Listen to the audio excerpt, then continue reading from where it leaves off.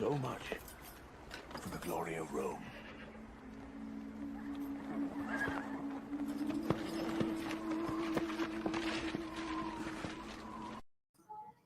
Hello, hello, hi. Me, oh, my. Can you hear me? Can you hear me?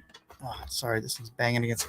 I feel like I'm super cluttered up. Maybe I could. Here, hold on. Let me see if I can switch my cameras and you can see how, look how cluttered.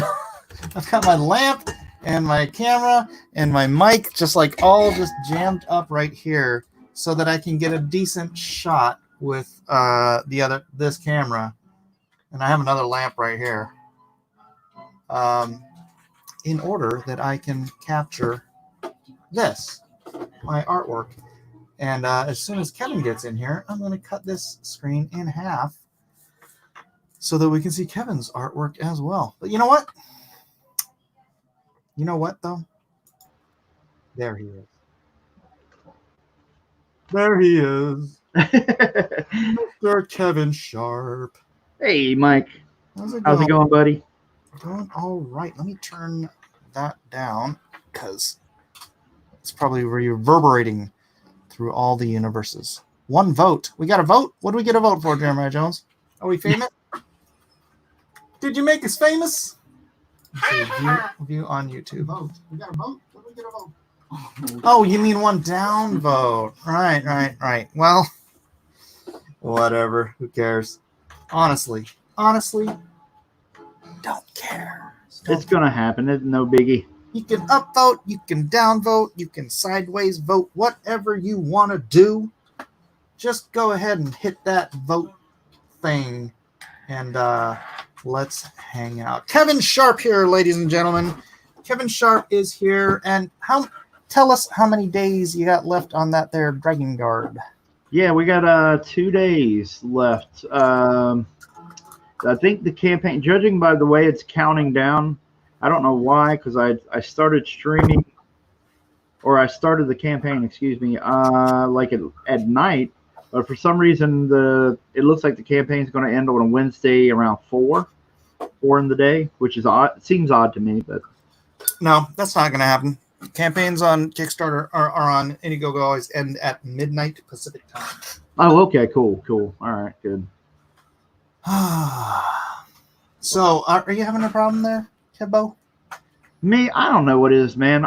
Tonight, the last couple of days, I have just been, be quite honest with you, I don't know if it's self-doubt. I don't know what it is, but I cannot, everything is not, I am not in the zone. I am not drawing well. Or at least I feel like I'm not drawing well as I could be. Are you feeling kind of rushed? Oh, maybe. Hey, Popefire, look, you actually do have a wrench on my channel. There you go. Thanks, Wildwood. I'll give her one, though. We'll get there. She seems cool. She is cool. All right. She is indeedly do. Dang it, I don't know what to do here. What you working on, buddy? Page 14, Secret Project. Oh, cool. Guys, I told Kevin what the secret project is. Kevin, if you just want to tell them how cool it is, you can go ahead and do that. You know, Mike, I would take your lead on that, but I screwed up during the stream and said somebody's name, so I'm going to shut my mouth. Wait a second. Yeah. You revealed the secret project? No, I didn't do that. I'm afraid I will, though. I'm afraid I'm going to. Oh, okay. Yeah, I goofed up. One of the backers was on there, and I was looking at my screen, and I finished up one of the sketches, and I said something I shouldn't have said, and be a bad word. Well, let's just say no. It's not a bad word. Let's just say that I said somebody's name that I probably shouldn't have said, like their real name. Oh, and, yeah, and I feel like somebody. Say what? You dox somebody? Not on purpose. Say what? Is it Hooge Doxson? What's the real name? Well, it was a backer, and what happened was, I was getting their number because doing the sketches, and I just got confused. I look over on my iPad and checking their creds to make sure that, when I do each sketch and stuff, and then I just, instead of saying their name, I finished their sketch and I said, "Hey, buddy, I got this," and said their name, and feel like a complete jack. You know what? Jackanape. Yeah, exactly. Jackanape.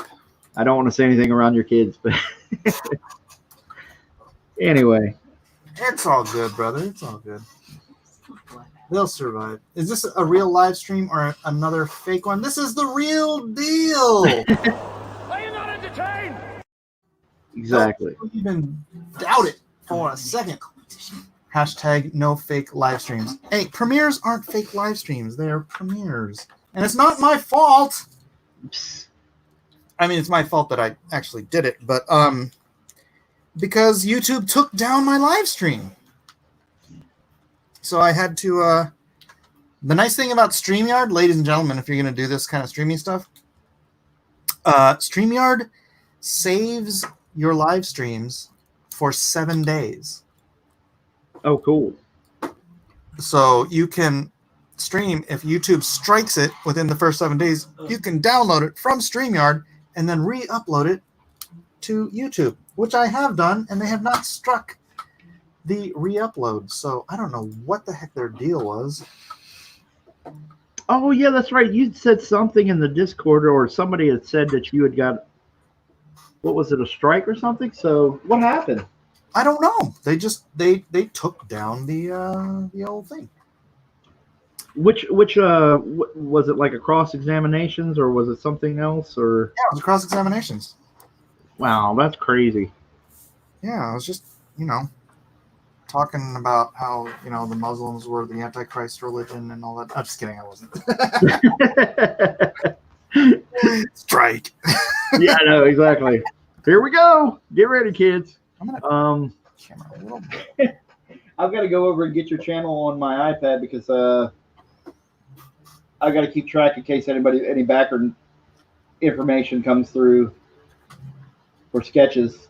Right on. Popefire says, my real name is Popefire. Her parents had a lot of imagination. Whoa. Keyboard's trying to sneak down on me. Sneak down on it. This is a problem when you try to do everything on your drawing table. I've got my monitor, my Wacom tablet, obviously my keyboard. Everything is just on top of my drawing table. Trying to get my brush up and running here. It's the first thing I'll be inking since Saturday. Oh, cool. Saturday in the park. Look at this life. Darkened link. Smiley face. Jeremiah Jones, what's up? Get on that. Current Pope sucks. Oh, they're having conversations in there. Yeah, we've got because I am not the greatest conversationalist in the world. Indeed, you are, sir. The chat, my chat was talking about a lot of fun stuff. They're arguing over time zones, and Jeremiah Jones put up a poll for time zones. They just wanted to know which one is the best time zone, so they're fighting over it. Oh, the best time zone is whatever time zone I happen to be in. That's a good answer. That's right. That's how that works. There we go. No, Kevin, man, when you and me are just in here conversationalizing, it's a hoot. Cool, brother. I'm happy to have you here as a friend and a guest on my little bitty channel. Yeah, you missed it. You might want to go back and replay it. Victor was nudging me a little bit with the. Well, Victor's crazy. Yeah. Is he here? Is he here? Yeah, exactly. No, Mom. Victor was nudging me a little bit about hey, what are you doing on Mike's channel? You know, like if Mike doesn't like CG, something on another. And Wait, it's Victor. He just tries to rile you into a conversation. Yeah, because he's crazy. Yeah. So I got a little real, not angry, but I got a little real for a few minutes during the show. Don't get real. Yeah, It's all good. as the kids say. It's all good, bruh. But yeah, we're having a good time. We're doing free sketches for backers. Any of the backers can back Dragon Guard. I'm sorry, I'm going to shill for a second. Do it. We're going to shill for Dragon Guard here and say, if you go check out Dragon Guard. Link is in the description, ladies and gentlemen. Yeah, the link is in the description. Thank you, Mike. Yeah. And go back it. If you back it, bring your backer number here. You'll get it in a email once you back it, I think. And bring your backer number, post it in the chat, and I will draw you a single character butt shot, even though it kind of sometimes gravitates into a almost full body picture of any character you like. So do a full booty shot. I mean, a full body shot. Exactly. We'll just take body shots off of a full-bodied body. Sorry, I'm going to stop now because that's going in the wrong direction. Go on, Kevin.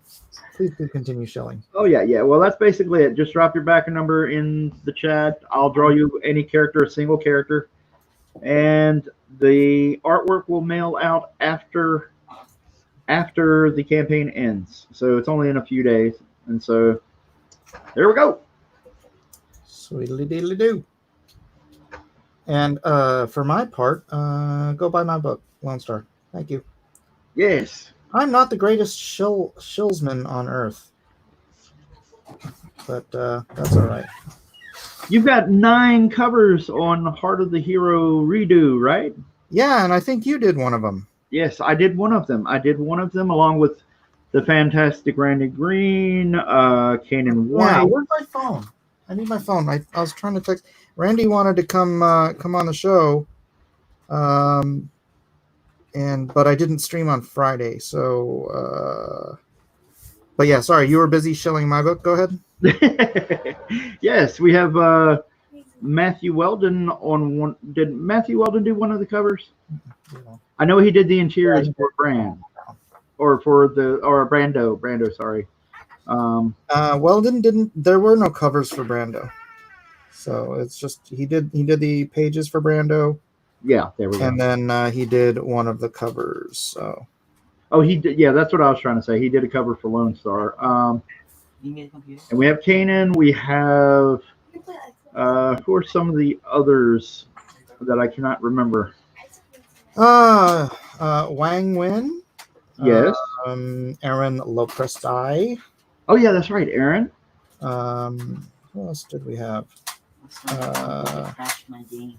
Wang, Aaron, Elliot Fernandez, Kanan White, Kevin. There's one by what's his name? One by Kyle Ritter, one by Kyle Ritter. Yeah, Elliot Fernandez. Me. And then there's one more. Who's the one more? I said the Randy Green, so there's well, anyway, we apologize to whoever we're forgetting. Yeah, sorry, whoever. Apparently not but important. You guys check it out if you want a really cool cover, really cool extra backup story of Brando by Mr. Matthew Weldon. Yes. An artist. Matthew Weldon. He's got a new book coming out, Tadia, from Quinn of Quinn's Ideas. That, I'm telling you what, man. You know, I have this kind of a dream where we save the comic book industry. Yeah. Right? And we do it by reaching out to people who may not have thought about doing comics in the past. Yeah. or may have thought about it, but just kind of thought about it and dismissed it for whatever reason. But now, they have 250,000 subs on YouTube and a fan following. And now it's like, hey, if you do, can you stop bumping my chair while I'm making? That'd be great. If you do a comic and you bring your fan base, this is what we should be doing in terms of outreach, bringing people into the hobby who are there kind of already not programmed. What's the word? They're already ready, right? They're already kind of nerdy or whatever. They like art, they like fantasy, they like the kind of topics that align themselves with comics and visual storytelling, and find a way to reach those people through their fandoms. So like Quinn, like I said, he's got 250,000 subs on YouTube. I don't think that's going to translate into 250,000 sales on a Indiegogo, but I think it's going to translate into thousands of new comic readers. Yeah. And I remember I used to be in this movement where that was actually the focus. But that movement has since moved on to being something really bizarre, and I don't really like talking about it. Yeah. But I'm still stuck in that mode of, hey, I do want to save the comic industry, and damn it, if I have to do it alone, I will. Yeah, exactly. And see, that was part of the rant or argument. Not argument. I know Victor. He wasn't meaning necessarily anything by it, but it kind of just triggered my, let's get real for a second kind of thing going on, and that's exactly kind of how I felt about it.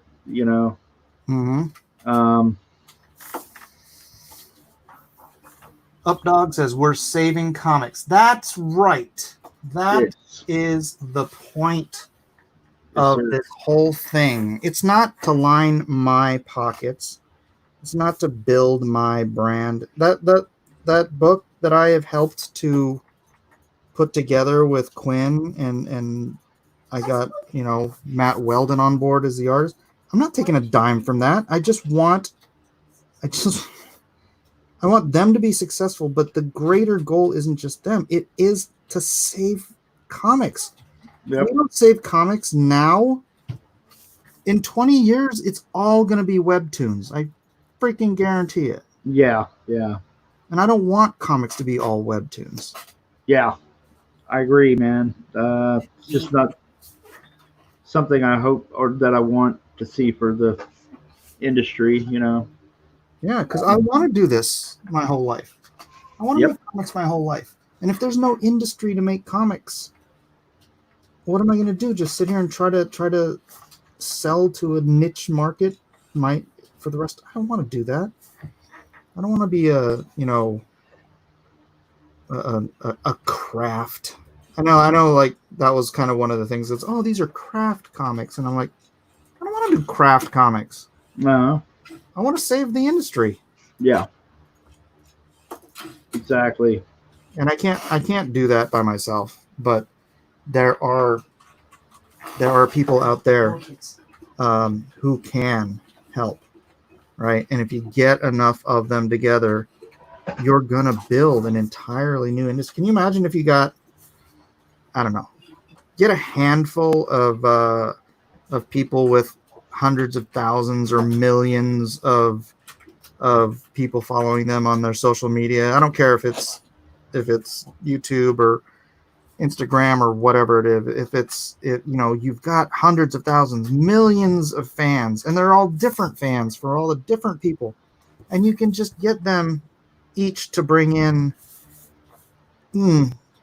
10,000 fans into the comic book hobby. Right there, you've increased the collector hobby by a significant percentage. Obviously I don't have any real numbers, so I can't. We'd increase it by 50% by the year 20. Yeah.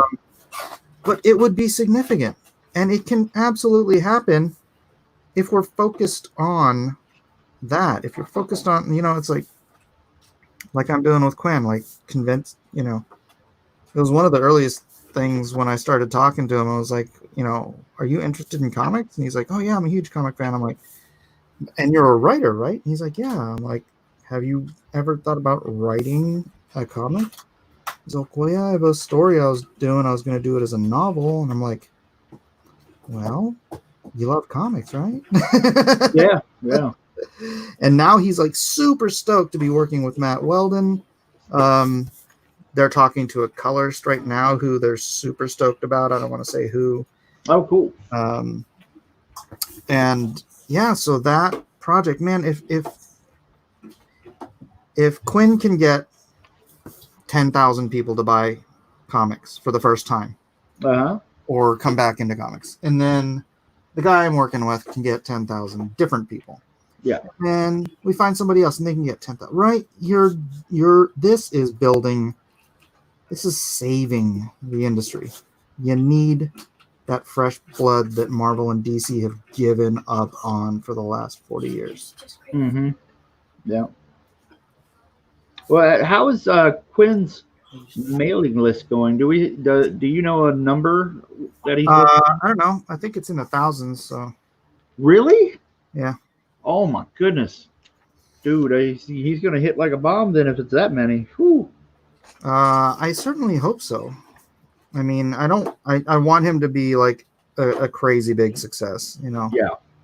So I want him to get on like some other channels that he might know and promote that. We're supposed to talk about it tonight, but I need to do this. I need to work. So. Oh, gotcha. Ray Thulu says, "Screw saving the industry, supersede it." Well, no. Supersede it? What does that even mean? I mean, I know what supersede means, but how would you supersede the industry? How about we do this? We revitalize the industry. Yeah. All right. I want all those local comic shops to still exist in 10 years. Except I want comics to be available in more places. Absolutely. I mean, I still love the characters of my favorite books and under the publisher. I don't like how those particular publishers are kind of dropping the ball, fumbling, whatever you want to say, and then kind of mistreating some of the stores with their practices. But I still love Marvel. I still love DC. I just don't think they're handling things very well right now. And there's a that's a group of people who are in charge right now. Sometimes I love who the president is. Sometimes I hate it. Mm-hmm. It doesn't mean I hate America because I hate, what a particular president is trying to do. Yeah. Yeah. That's a great way to explain it. Yeah. At some point, all the people who are currently running Marvel and DC will be dead. Yeah. Yes. Yeah. Well, yeah. I mean, and it's like I said before, or I've said before on the certain times about the streams, in the hierarchy of like as far as editors go and things like that, there's always been like a roughly about a 10 to 15 year run for an editor in chief, and then there would be a new regime kind of come in. And it just happens because, hey, or at least it used to happen because, hey, sales are down or sales are not working. And so they'd move it, change it up, get fresh blood in there. Well, there isn't a lot of fresh blood right now. And so once those people leave, the only problem, once they leave, I think we have a healthier chance of getting somebody who might bring a better, I don't know what I'm trying to say. A better perspective. Group of, a better perspective and stuff. And the only problem is how soon can those people get in before the industry just completely collapses? And I don't want to see that. I want the indie guys and everybody in here that is doing, crowdfunded comics to do really well. And then I want those people coming into Marvel and DC to go, gee, we need to up our game and stop what we're doing. It's not working. Right. And say, hey, we need to change this around. Some of the things we've been doing for the last 10 years, some of the people we've been hiring are not the right people. They don't love comics like they should. Yeah. Anyway. Stop hiring hot young assistants. They're not going to marry you. Yes, exactly. I mean, they might sleep with you, but that's a different thing. Well, see, that's the thing. You get some of these kind of. I'm going to be tread very carefully here because I'm not looking to start drama, although whatever. Some of these people get on these YouTube channels and talk like they've been around or that they know what it's like to work for an editor or work for people. And I've had good editors. Mm-hmm. Yeah, we talked about that on the other that other stream. Yeah, exactly. I've had good editors, and unfortunately, I've had some guys that are very politically motivated. And fortunately, my last run of things for creative services and stuff, I had good people, and I'm pretty sure they don't politically align with me, but they've been absolutely good to me, and I wish there were more like that. I wish I didn't have to know that I've seen text from editors. I don't have them on my phone because they weren't sent to me. They were sent to another friend's phone, but I have texts from editors or writers that can't stand me, even though we've hung out. They can't stand me because of who I voted for, and it's a bummer. And I've seen them, and so, long and short of it, I love Dragon Guard. I love Dragon Guard, and I want to draw this doggone book for a while, Yeah. That's right. Mecha McCheese says, send Gary to the fan edition and give me $2. Is Gary in here? There he is. There's Gary. Mecha McCheese, were you Mecha Mike in Ethan's show? Yes, he was. That is the Mecha. Also, the jalapeno milk. Yes. Do go sub to his channel, Jalapeno Milk, ladies and gentlemen. He was also on Doug's channel today. Oh, was he? He was on my channel on Saturday. Oh, okay, cool. He's been making the rounds, that guy. Yeah, he has. He really needs to get a better streaming setup because he is on my show and on Doug's show. He was like super pixelated. Huh. Maybe he should stop spending money telling people to send Gary to the fan edition. Get some better internet. But don't stop spending money on my channel.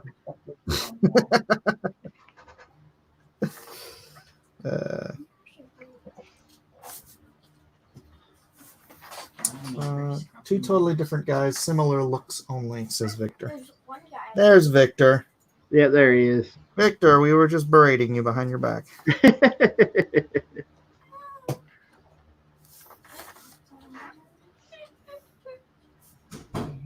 So, I was recording a video today on doing page layouts, and I was trying to do it a little more energetically, because I've been watching this one YouTuber who has these very entertaining drawing videos, and I'm like, all my drawing videos are just boring. So I was like, I'm gonna do something more entertaining. So I'm gonna record it. I'm gonna have Elijah do all the editing on it, and try to spice it up a little bit.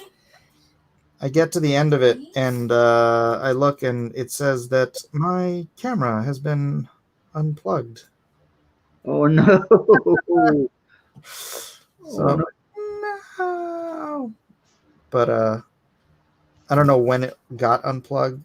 I haven't looked at the video yet.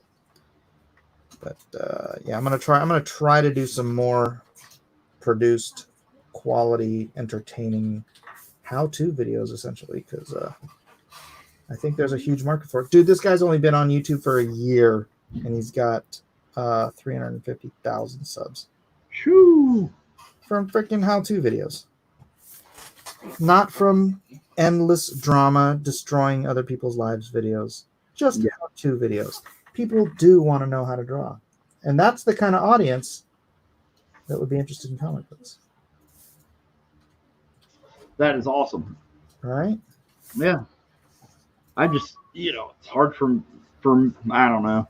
I don't know what it is, but I'm not super energetic, and I wish it was, but that's all good. I'm just going to draw and try to do the best stuff I can.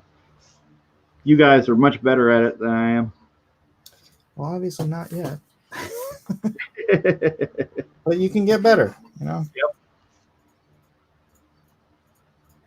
And you don't have to do those kind of videos every stinking day.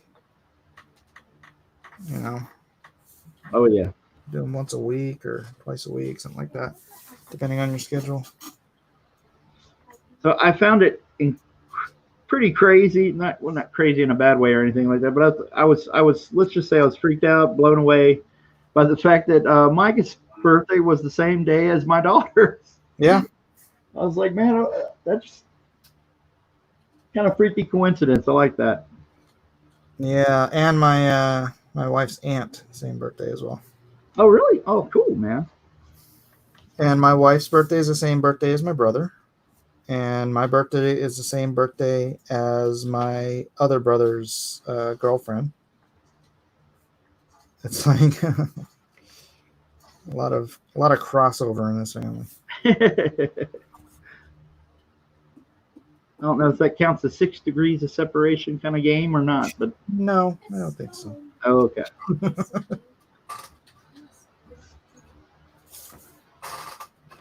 Yeah, Hey, but if you're still when someone says that, oh wow, what are the chances? I always go 1 in 365. Yeah.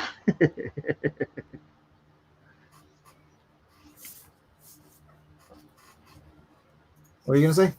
Oh, I was just saying, Pokefire, if you're out there, your Nightwing is coming along. She may not be out there. She was getting sleepy.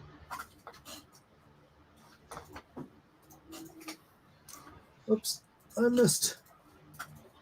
Ray Thulu wants to know how excited I was to be the guy to kill off Dick Grayson, but I think he's asking that because Popefire's in here. Oh, we're gonna throw Pokefire. I think that's a little trollish.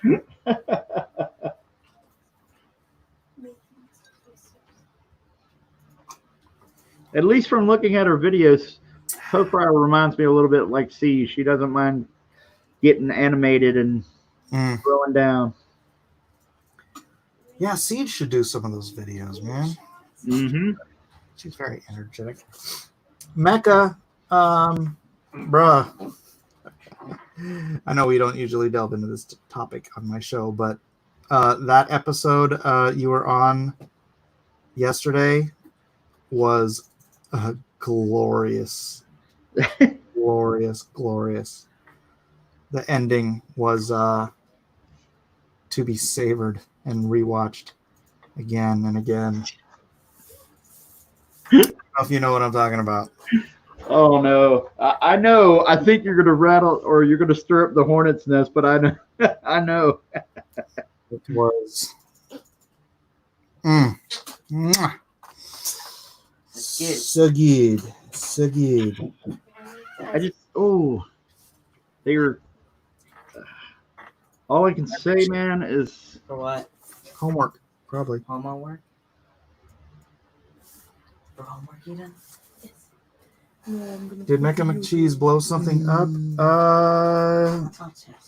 The truth. He blew up the truth. It was great. It's like people who didn't understand why I left Comicsgate are now privy to the information It got me to leave Commonsgate. And it's beautiful. It's beautiful, man. Okay, get down. It's beautiful. Here, my face doesn't work. It's down here. You're not going to stick your face in my camera. Was that Eden? Yeah, she just got all dressed up to take some pictures for her senior group, and then now she's like sitting around with all this makeup on and doesn't have anyone to show her face to. So she wants me to turn the camera on. Here, fine. I'll switch cameras. Eden, get on my computer. Hold on. She wants to show her pretty face to everyone. There. Snarky Weezer says, Blacklist Universe. Hi, Mike and Kevin. Well, hey, what's going on, Snarky Weezer? I like Let's see. Yeah, well, it is what it is. We're in the middle of production here, so. Oh, sorry. Look at that cool shirt I've got on. Is it the green screen? My shirt's rocking the green screen. So I don't see my shirt. I'll be quiet. All right, switching back to my cam. Jeremiah Jones says, Kevin Sharp, you should put up a sketch card only tier so I can back more. Well, I just put up there a couple of days ago or whatnot, the add-on perk for a sketch card. So if you go back right now, if let's say you pick up a copy of the book, you have the option to get a sketch card.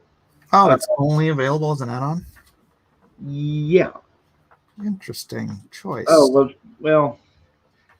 Oh, I get what he's saying. I didn't understand what he was saying at first. I thought, okay, I understand what he's saying. I'll go ahead and try to drop that in there then. I can do that tomorrow. I mean, it'll be short-sighted because I know it's getting ready to end, but I can do that. That's not a problem. Oh, Jeremiah Jones asked if I got Animal Crossing. Yes, she did. I got Animal Crossing, but then JoJo put the Switch somewhere, and I haven't been able to find it. That's JoJo. That's life. Funny as it may seem.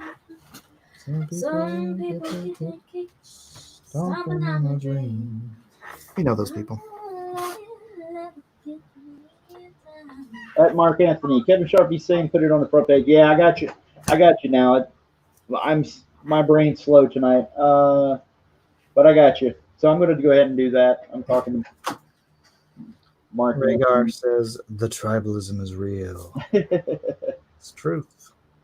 Struth, mate. Struth, as they say in Australia. Struth. You know, I did want to point. So, do you want to ever watch any of Liam's videos? Any of whose? Liam Gray. Oh, you don't want? Yeah, you got kids. I'm not sure I should. No, I just thought it was the funniest thing because I think his videos are hilarious. And so I was watching one because he was talking about how Malin actually came in on Saturday, I think. And was like talking to me in the chat from the chat. Uh-huh.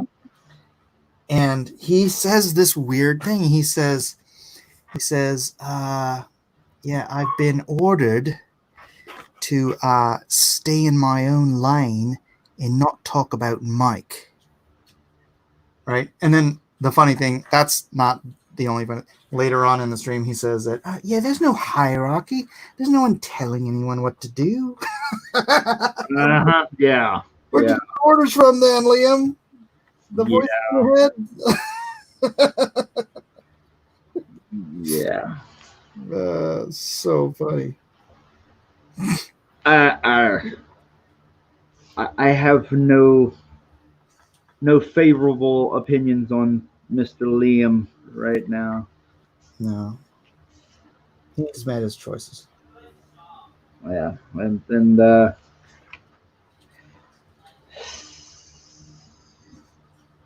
yeah, it's probably best I don't say anything. All right. Because everything I'm going to say is probably going to lead me to be used profanity, and we don't want that because I think your kids are great. Don't. Yeah, exactly. No, I just thought that was something unintentionally hilarious. Yeah, I didn't know about it, so yeah, it is. It is pretty funny.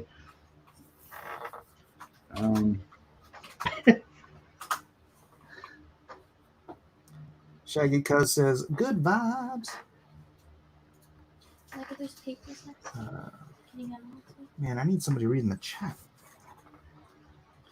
Good time, anytime. I don't think I'm going to get this page inked tonight, man. I don't want to fall behind. Hey, there's Poke Fire. She's in the chat again. Yay, Pope Fire. Oh, okay. All right. Nightwing looks sexy. Okay, as long as I'm getting it right. All right, cool. That's me, guess. Nightwing. Oh, I remember killing Nightwing in Injustice. Oh. See, you're just stirring up trouble now. The troll. That's the troll. I still have that page for sale if anybody wants to bid on it. Oh, Lordy. Wait, I think I have it here. And if I can just real quick, there's Dragon Guard is on its last couple of days. So if you want to go back Dragon Guard, and if you back Dragon Guard tonight on the live stream while we're streaming, I will get you in for a free sketch. You see it right here on screen. 6x8 bust sketch. Even though the bust sketch is turning into more of a almost full figure sketch. You saying he's fat? No, I'm just saying that it's getting out of control, and I'm making it a full figure as opposed to a bust upper body sketch. What the H kind of pen is that, Blacklist Universe? H? Oh, what the heck? This is a Pentel water brush, which is you're supposed to just put water in it and use it to watercolor stuff, but I put ink in it. Actually, I don't. I just dip it usually. I use a little bit of ink on the inside just to keep the back of the barrel wet. But yep, it's actually been doing a pretty good job. It's not doing as good a job as it was earlier, so it might be time to either to go give it a good washout or just use a different pen. It's a $4 throwaway pen, so it's not a big deal. But that's the thing about it is you can when you're done with it, you just put the cap back on it, and you don't have to rinse it out and clean it out every single time. It's nice. And it gives me lines of a very good quality compared to even higher end brushes.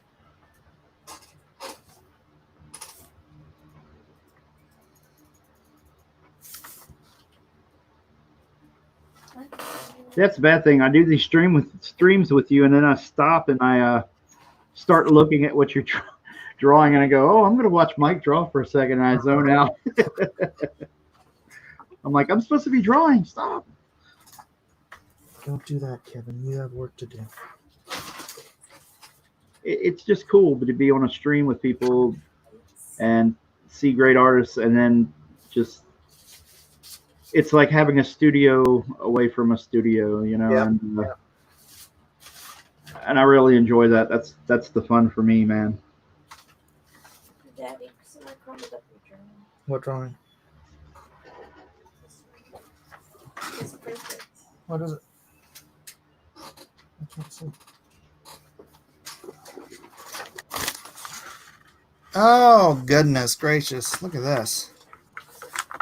This is a Nightwing, or not Nightwing, Nightman piece I did back probably in 93, I'm going to guess.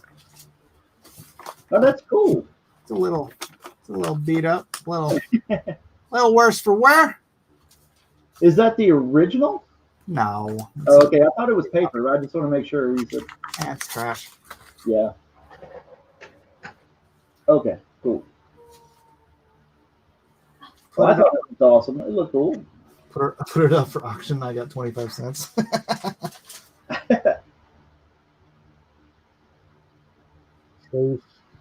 Tracy. Yeah, I got to get Randy in here though. Oh yeah, Randy's great. Yeah, love that dude.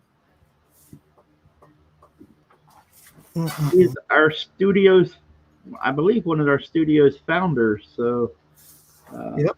It's very awesome. Tsunami. Yep. Tsunami.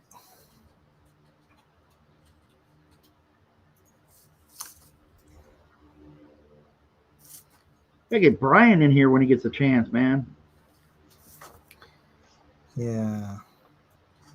You mean share?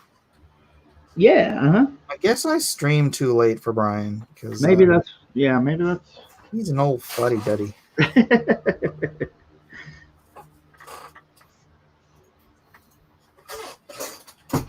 Another one of the.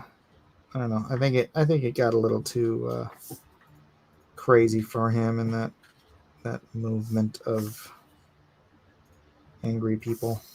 Yeah, I know it's so crazy because I come in on the way out where everybody else is. He's leaving.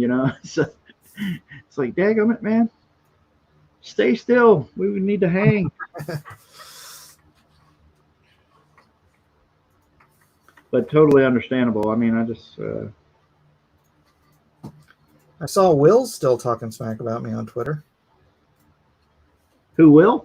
Yeah, Will who, I should say. Callaghan. Oh, okay, cool.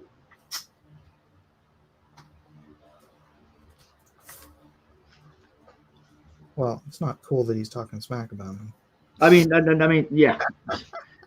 Sorry, I didn't hear the talking smack part. I don't know if it's my mic or whatever, but or at least on my computer, it's not very loud. So. Well, it's because my mouth isn't right on top of my microphone.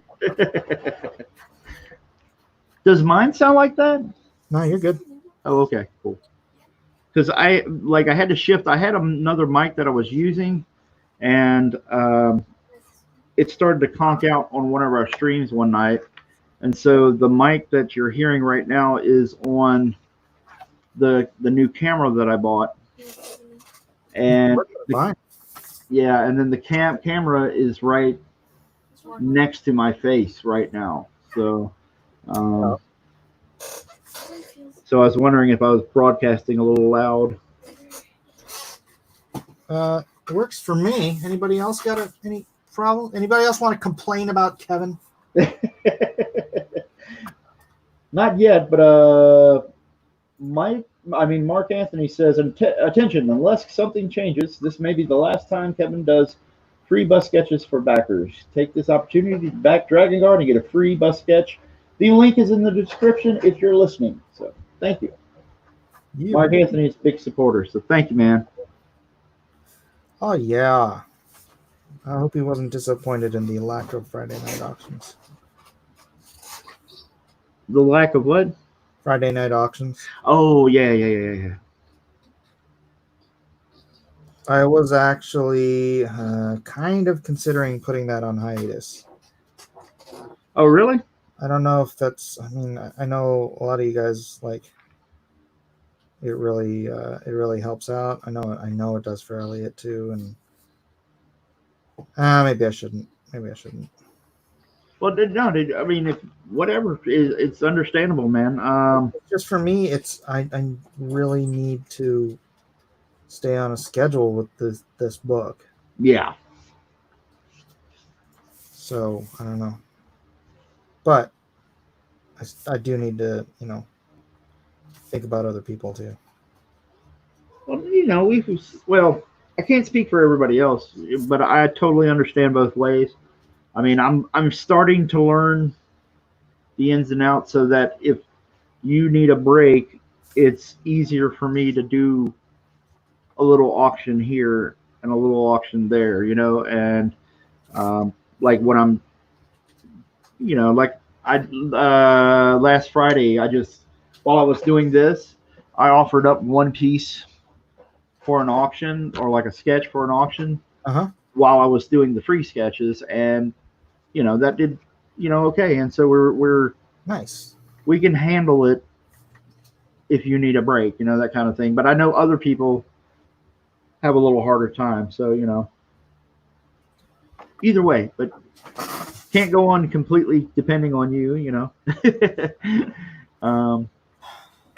I wish I just had a larger audience for it too. So Yeah.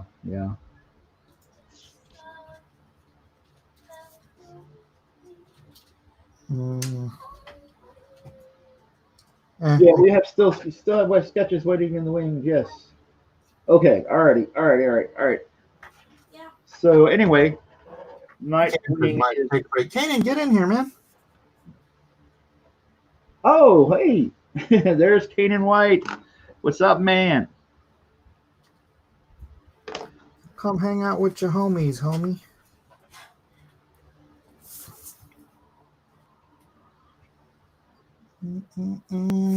We're just drawing, chilling, chatting. Kanan White, I'm about to pass out. Yeah, I know it's a little late. Oh, yeah. I imagine he's probably in a different time zone, but The East Coast. he is at East Coast. Oh, okay, cool. Alrighty. Let's see. I'm trying to look at everybody's sketches, kind of pull this all together.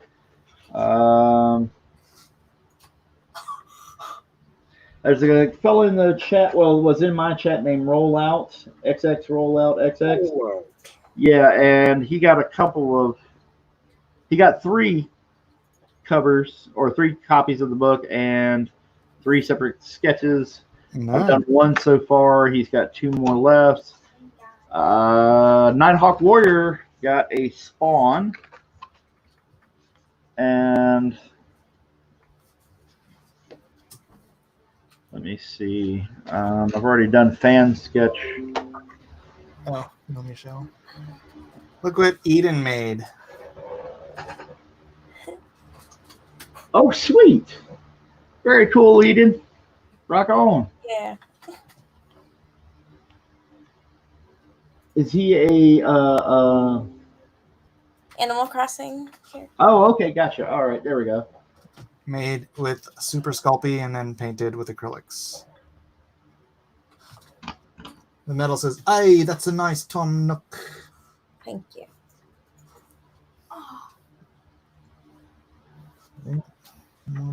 More brush. My favorite thing I ever made. 11 more backers to 500. Yes, just 11 more. Eden, do your homework. You guys can still see my screen, okay, right? Yeah, you got half the screen, bro. Okay, cool. I just got a message and I was shifting over to Facebook for a second. And Facebook? yeah, I got a message on Facebook from my colorist. He's got something for me. Ah, very nice. Now I just need to find it.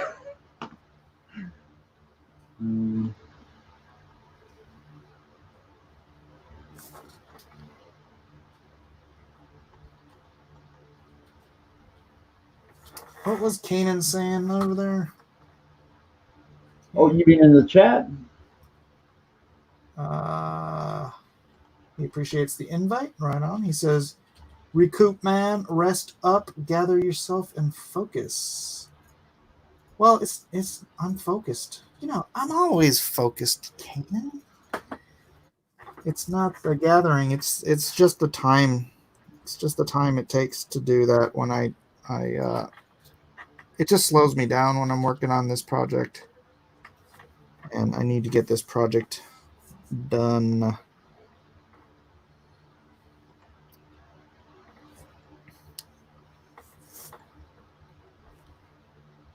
So,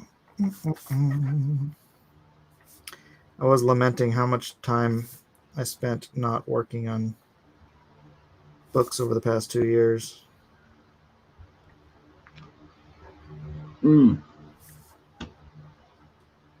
Spending time just whatever. What the hell was I doing? Because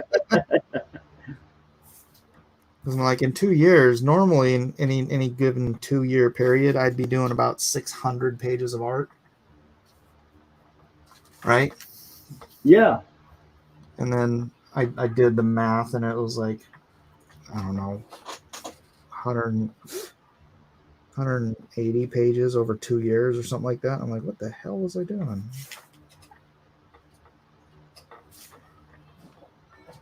I don't remember if that was the actual number. It was really bad, though, for me.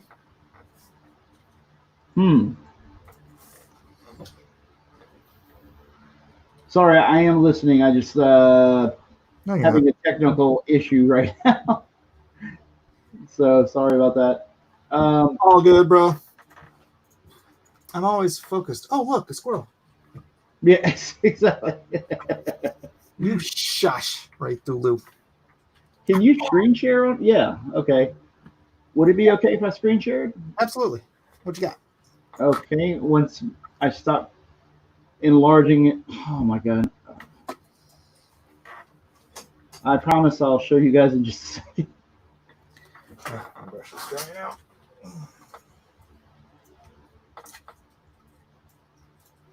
All right.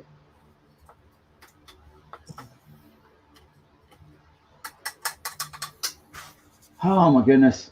I'm getting used to this you know, the laptop, and some of the commands are not as easy for me. Let's see, because I'm used to a Mac and I'm doing Windows.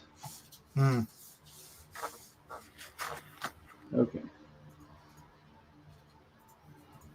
There we go. And screen share. All right, let's hope I don't show any personal information while I'm. I won't share your screen until you're done. Okay.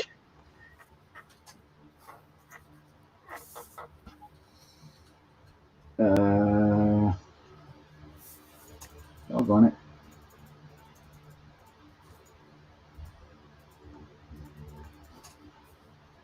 Yeah, there we go. Everybody out there, hopefully it'll show. This is the first pass. You know, there'll be some corrections, but I just got my the hero cover in for Dragon Guard just now. So you guys are seeing it first time right here, right now. Very nice. So, you know, obviously up here, up at the top, you'll have the logo and all that good stuff. So It's wonderful. Fire says, I can't see what Kevin is drawing. Oh yeah, don't worry about it. I've already done yours, Fire. If you haven't seen it, I've got it here. So there you go. But everybody's seeing the hero cover for Dragon Guard. Okay, XX rollout. XX is here in the chat. That's good. Cool. I'll get to working on yours now.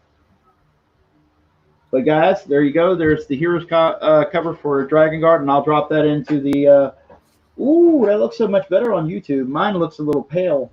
Oh, really?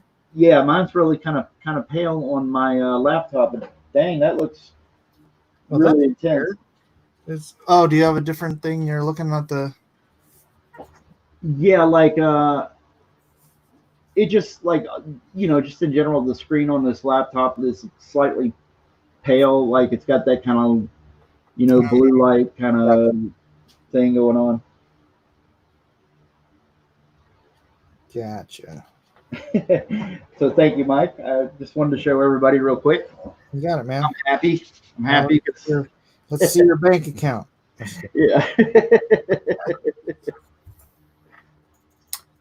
Mr. Hellstorm says, Mike, you said this is page 14. I did say it's page 14. Indeed. Hard-working man. So, Alonzo, if you're lurking out there, you happen to know about this, brother, I'm happy. There might be some slight changes, but nothing major, and it looks amazing. So, you guys saw it first on the stream. Woo! So get out there and back Dragon Guard. Do it. Where are you at now? You're over 30,000, right? Yeah, yeah. We're almost at 500 backers. Yeah, everybody's like, do a crossover, and Jeremiah Jones has the little thinking emoji, and Lone Star and Dragon Guard. Yeah, I don't know exactly how that would possibly work, but I don't know if Lone Star can get to another planet. So. Right. You And know, Bob is in here, and she says 31,524. That's where we're at. nice. And then Mark Anthony counters with 31,563. Sold. Are they bidding? Bid higher. Well, we have original art tier. We have a original art tier or a perk that is you can be drawn into the book. Nobody's claimed any of those. I can actually draw you in there, and it won't be a in the crowd kind of thing. This will be actually be kind of a prominent pick, and you get the original page, plus you get extras. I mean, I don't know how to sell it any better than that. Yeah.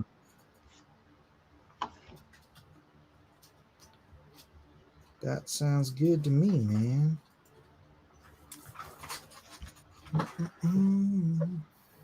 It's a comic book. Anything is possible. That's true. No, that's true. The budget is unlimited. Yes. Yeah, I didn't think about that, but yeah, all my characters and stuff use portals and magic and stuff, so it's possible. It's a lot more possible now that I think about it. Yeah, and we do have dimensional rifting. Ah, cool. That's how Scout gets from place to place. He doesn't just teleport; he dimensionally rifts.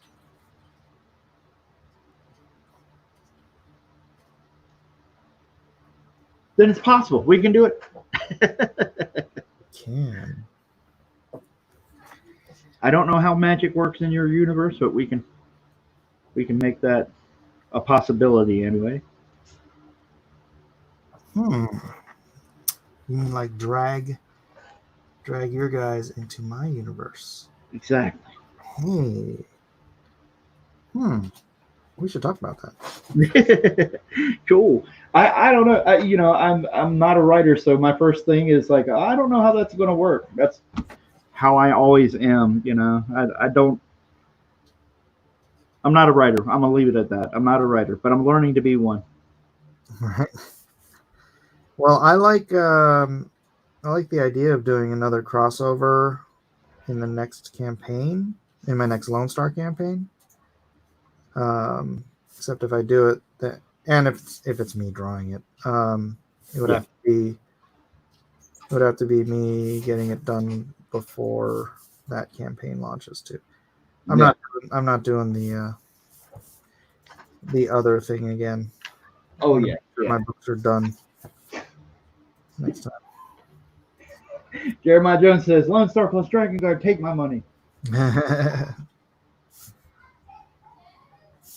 Lone Star Dragon Guard. Or you know what we could do? Yeah. We could do a 2-part crossover. Right? Oh yeah. The next Dragon Guard campaign. Yeah.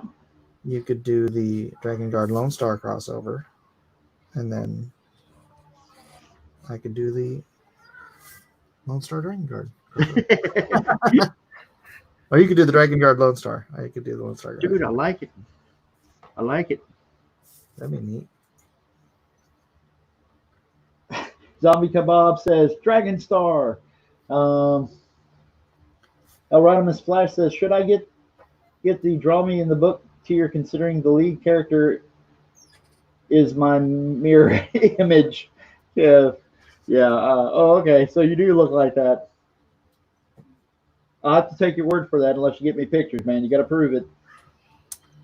Yeah. I'm gonna have to ask for some evidence.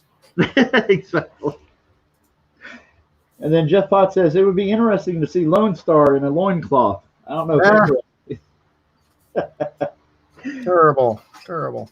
Zombie Kebab says Speedo.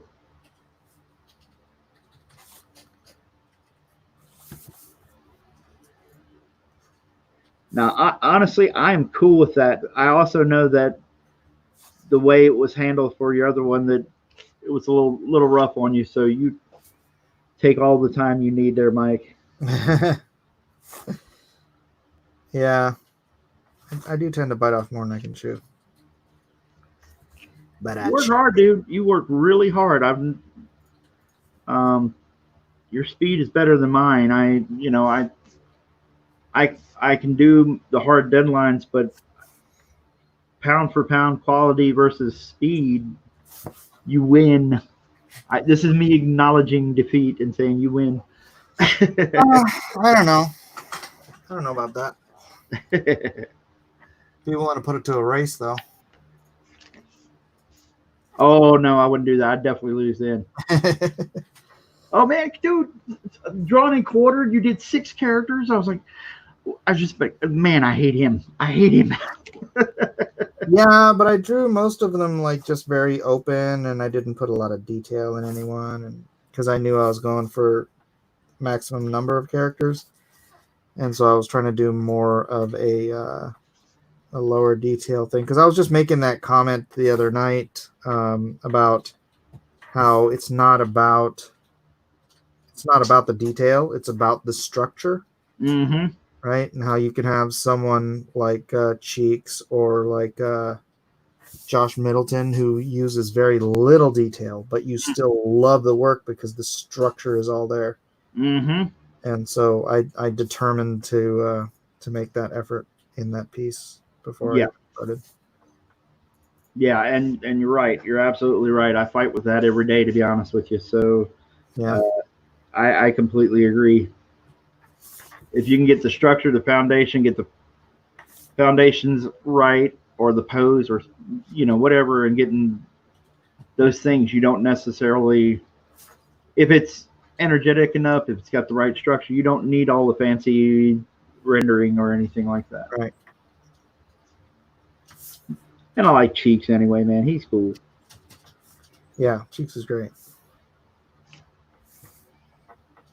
I got to get him on here too. Yeah, that'd be interesting. I'd like to actually, like, even if it's on camera, I'd just like to meet the guy, because he likes a lot of my stuff, but we never actually encountered each other. Oh, really? Yeah, never at the show, but he always says nice stuff about my stuff, and it's kind of mutual admiration of society. So Yeah. Sean is one of the nicest guys you'll ever meet. He's like super just sweet teddy bear type dude. that's awesome. All right, I'm going on to somebody else's sketch profile because Nightwing has got enough love. El Rodimus says, I'm not sending you my loincloth pics, Mike. Hey, on the on the Nightwing piece, can you make it the Injustice Nightwing and just have him being beaten in the head with a billy club?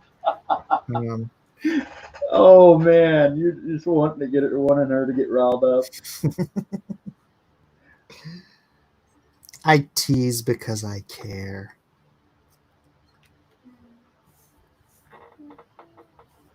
Off of Redneck Gaming, hey man, I haven't seen you around for a while. He says, Lopresti is the king of speed without losing quality. Yes, he is. He does really well every time he's on there, man. Well, like we like Aaron. Yeah, but we weren't talking about Aaron. Thank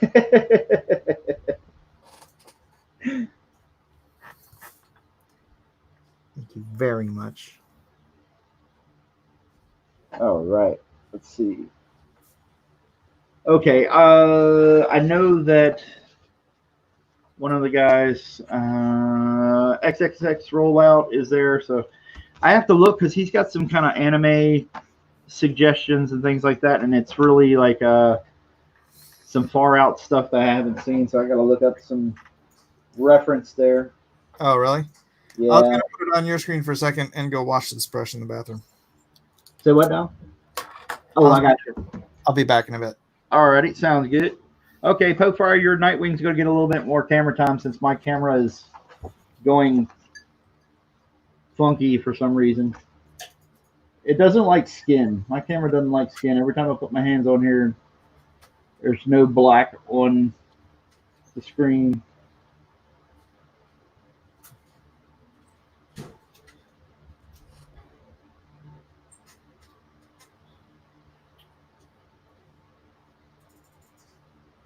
Alpha Redneck Gaming. Hey, buddy, you ought to come by the stream sometime when I do the streams and stuff.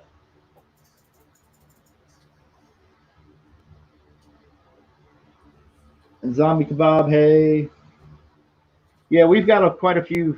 I've got a Zombie Kebab. I got quite a few sketches in queue. Tonight's been pretty busy.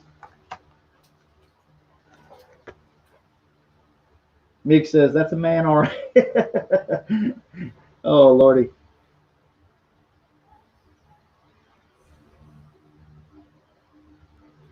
Rhaegar Targaryen says, the camera wants you to put the lotion on your skin or it will get the hose again.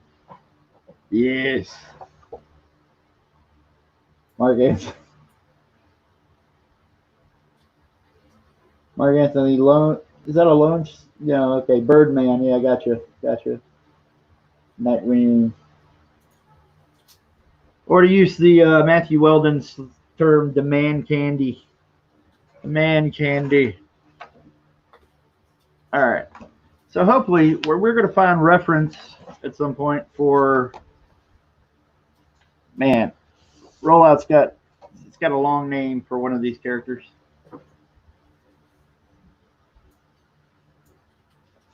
Okay. It's Kiss Shot Acerola Orion Heart Underblade. Man. That's a long name. So if I'm not too active, you guys, I'm looking up reference real quick.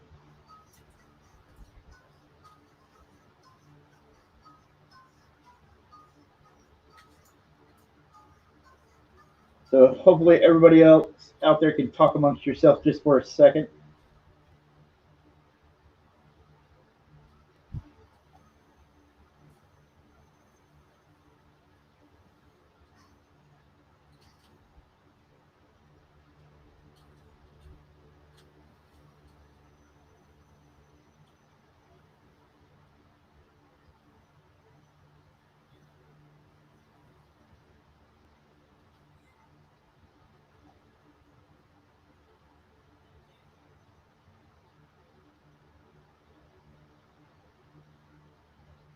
Okay. It's such a hard name to type down, but it's such a cool, simple, easy design, man. So, oh yeah, that's right. And I still got to do Niafumi. Okay, we'll do. I don't know. We'll skip around. I'll do this one since I've already got it pulled up. So here we go. I hope I'm getting this right, Rollout. When I sketch it, I'll show you the pencils and see if I'm getting, you know, at least close to what the character looks like.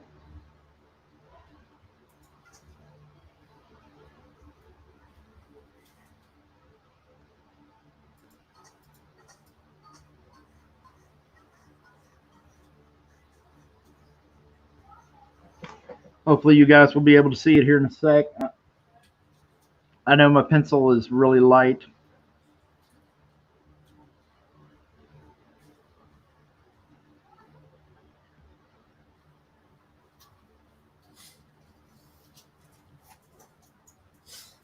And if you guys are listening and if there's anybody new in here want to check it out, please go back or check out Dragon Guard. The link is in the description there for Mike. It's on Indiegogo. It's a fantasy comic book. We got a lot of preview pages up there. You can check out the quality of it. I hope I'm doing something pretty awesome for you guys.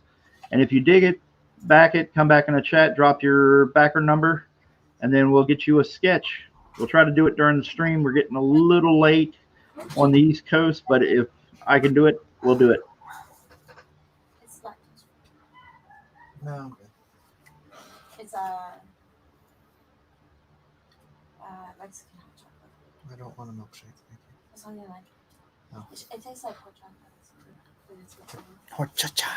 it's like I hear Mike's back, or at least I can hear him in the background. My wife was showing me the Donald Trump coloring book. The official Oh, cool. coloring book that is on his Facebook, officially sponsored Facebook page. Like, I wonder if they'd like to sell the Magnificent Seven. Yeah. Maga. Wouldn't hurt to let people see it and check it out, or let them know and be aware of its existence. Mm-hmm. Something it might be something of interest. Magnificent Seven launching July 4th. All right, we have a date now. We got a date. I tell you, my books are coming in early, right? Yeah. It's like Early compared to everything else, but early compared to what I thought. yeah. You were thinking it was like the 9th, and it's actually going to be on like the 3rd or something. Yeah. Yeah, that is awesome news. Yep. So in the race with John Malin, he starts his fulfillment on the 1st. But I do want everyone to keep in mind, I did draw an entirely extra book by myself. Yep.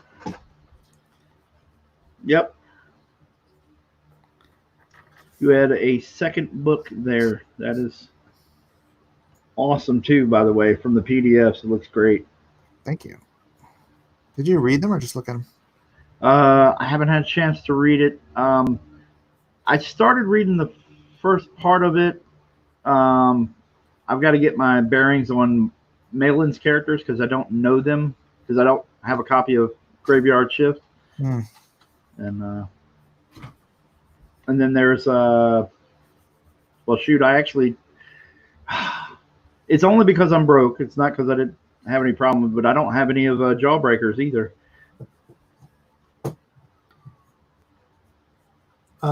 Victor says fulfillment for Graveyard Shift 2. Yep. So it's going to be another race because obviously he's not going to be able to fulfill that whole thing in one day. Oh yeah. So for those who backed Graveyard Shift 2 and Lone Star 2, hey, if you get Lone Star 2 first, make sure you post it on Twitter. If you get Graveyard Shift 2 first, you can put it off.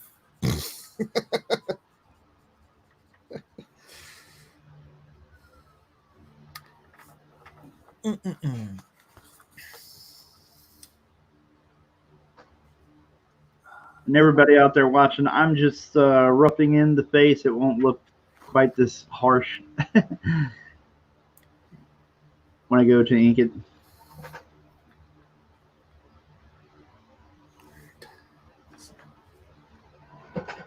Now I'm going to go in the chat and make sure I'm not doing a completely different character than what they wanted.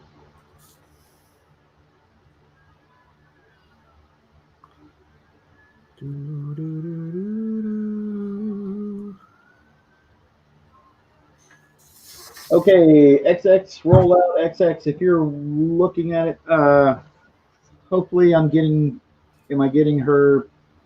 It's very light. I know my pencil's very light, but It's a Karen sketch, says Jeff Potts. I don't get it.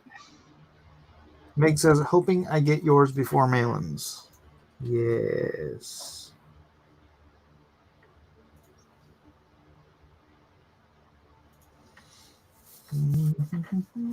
Zombie Kebab, I'll see you a little later. Good night. Roll out. Oh, okay, I sent you something over Twitter that might help you. Okay, cool. I'm good with that.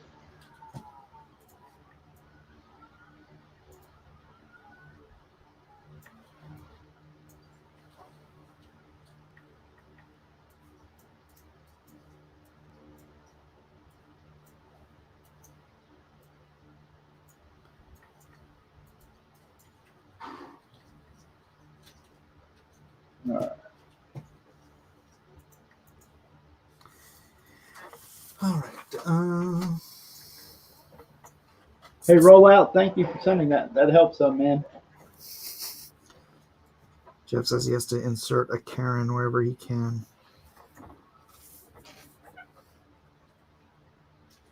I don't know why. I don't know why. There's no sun up in the sky.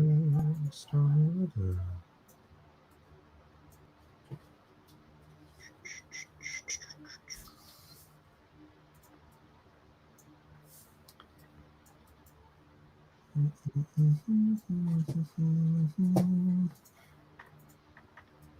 What's D&Q for this week? Oh, brother. I had a thought, and then I forgot my thought. I was thinking about doing Avatar. Which one, the anime or the? Yes, the anime. I don't. Oh, okay. I pretend the other one doesn't exist. Yeah, I wasn't really a fan of that movie anyway. Kids have been watching it, Eden and Micah, and I watch it behind their backs when they're not looking.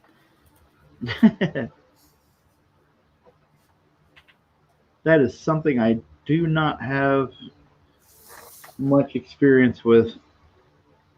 Yeah, I used to watch it a little bit when it was on.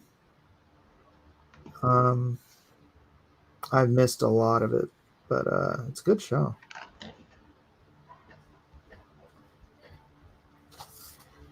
It is indeed a good show. I sense another crushing defeat this week for me. Something I don't know much about, and so I'm going to try to draw it and fail miserably.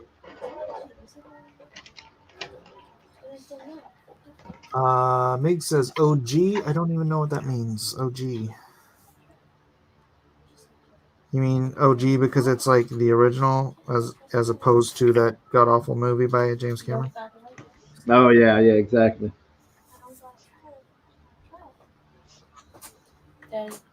That's not the rule in this house, Micah.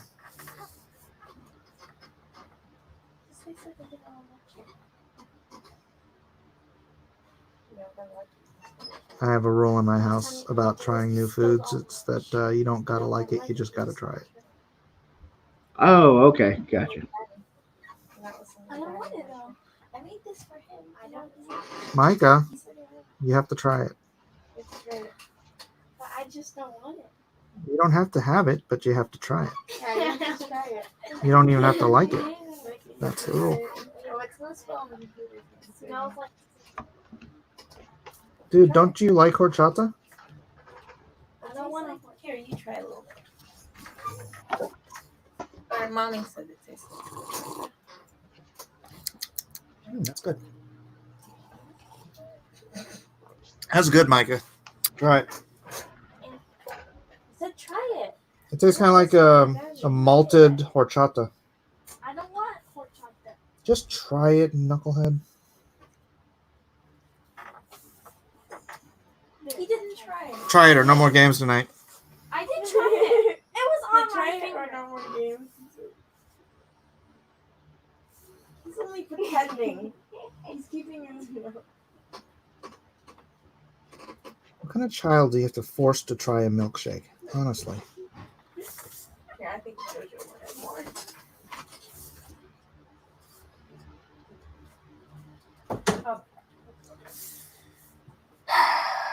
Kevin, you don't have to twist your arm to try a milkshake when you're a kid.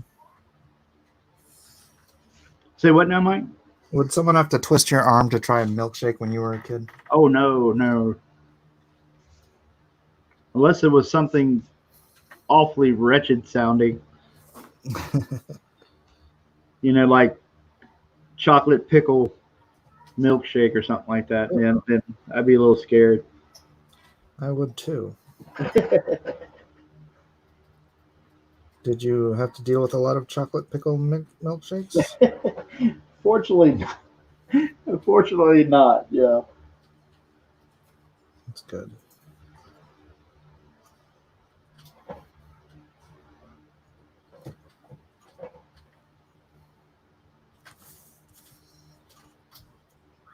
Yeah, man, just washing this brush off in the sink, getting a good Good run of water through it really helps. Clears it up. So I see you're still using markers. Who, me? Yeah. What do you mean in what context? Inking. Oh yeah, like you mean the micron pens? Mm-hmm. Yeah, I've got some quills at home, but they're the speedball. At home, where are you? Oh, I'm broadcasting from secret underground bunker. Um, little You're at Mark Mark Levin. Levin's house? Yep, I'm at Mark Levin's house. No, I just, sometimes because of the dogs and the birds and stuff, I have been in the habit of broadcasting from my fiance's work Oh, late at night. So home is like a 10-minute drive away from here. So gotcha. it's not too bad. We don't really have much of a quarantine here because of whatever's going on. But, you know, I'm an old man, so getting into this time of night, I'm starting to feel it a little bit. But we're good. But yeah, with the microns, I've got quills at home that I would like to learn how to use better. Because I see you guys, like when you ink, the thing I notice you and other people that hold the quills, or, you know, it just, you guys hold it kind of in, like your hands kind of tilt, or at least it's tilted in. And I've tried to ink, trying to hold it the right way, and I'm just terrible at it right now. Well, maybe we can do a workshop. Yeah, I would love to see how you go about doing it and stuff. So yeah, I'm just using the microns. It's just kind of, for right now, it's a crutch, but I will get better at it.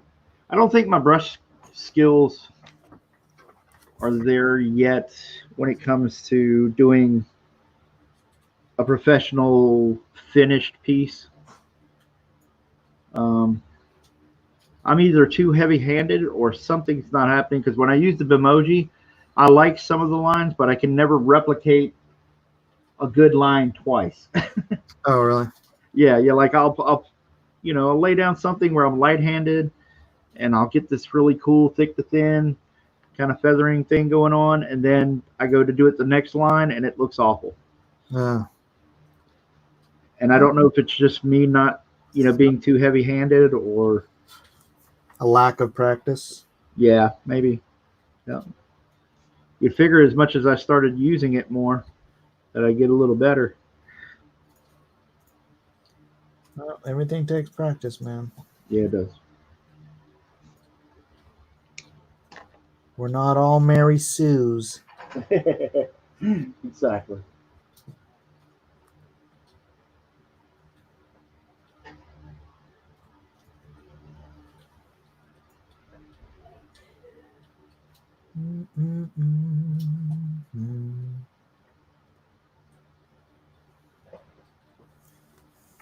I need to get back in the chat, see if anybody's got some interesting things that I'm missing.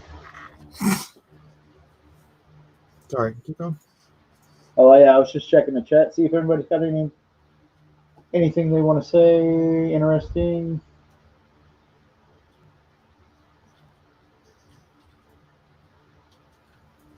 Oh, I think they're discussing anime or something in the chat. Oh.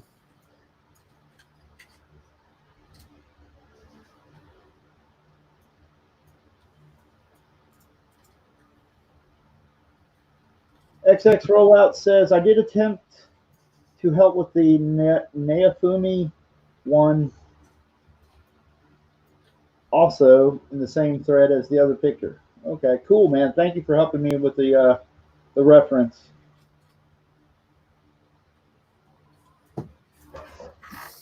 Some of these characters had some really long names, and I did not know the anime they were from or anything.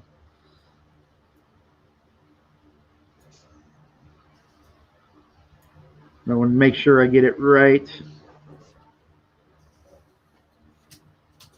So, how was Micah's birthday, may I ask?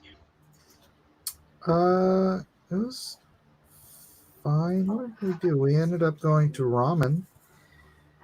The best ramen in San Diego. Probably the best ramen in a lot of places because it was called Menya Ultra, and it's like a famous Japanese ramen noodle house in Japan. And I don't know how many they have in America, but it's not a lot. And we happen to have one in San Diego. Actually, we have two now. They opened a second one. And they're handmade noodles every day. So if you don't get in there and get your name in there and get there on time, they run out. Right? Because they don't just go grab more out of the freezer. They're just out of noodles. So the noodles themselves were wonderful. Wonderful. The pork was sliced really thin, kept it tender. It wasn't my favorite pork in San Diego. My favorite is this place called Santoku,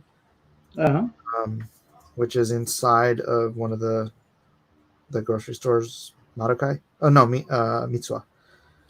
And it's funny because I was eating and by the soup base also freaking excellent.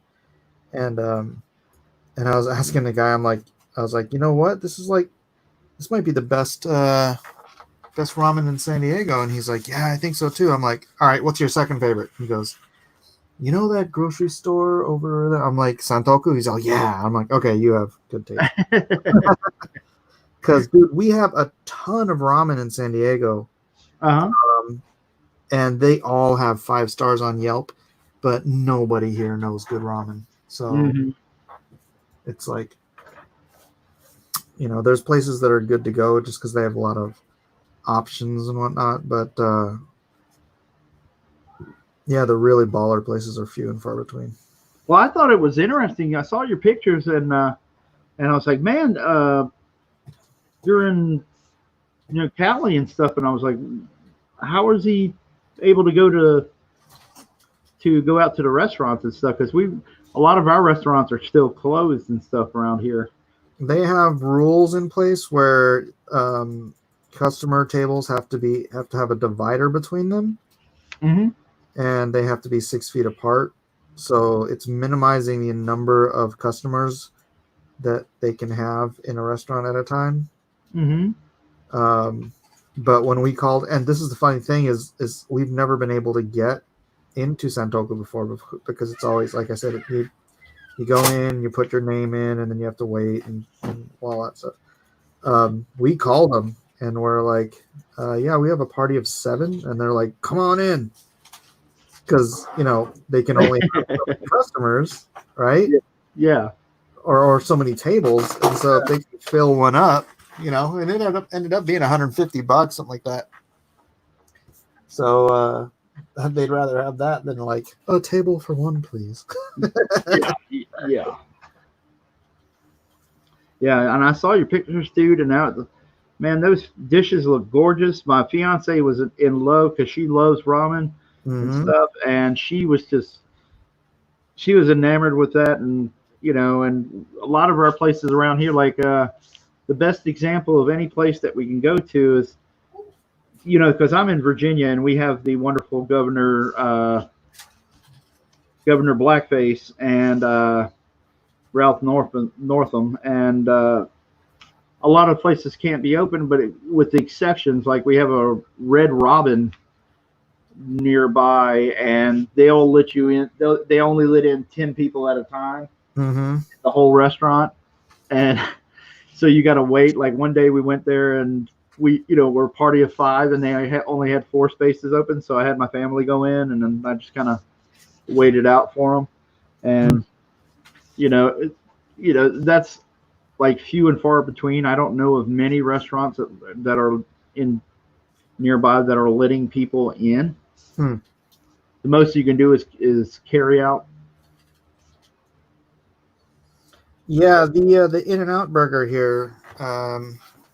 You could go in and order inside, but you couldn't eat inside. They had tables outside, Yeah. and they had the drive-through.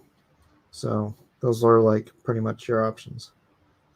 No, that's cool because I mean, if you look at some of the media and the reporting, it seems like California is just completely shut down, or at least if you don't live there. LA is pretty. I guess they're locked down for another 60 days or something like that. Oh, really? But San Diego's a lot more conservative than LA.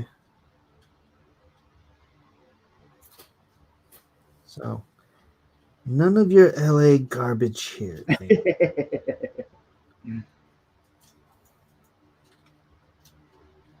A fuzzy creature. I'm trying to figure out if I know who that is.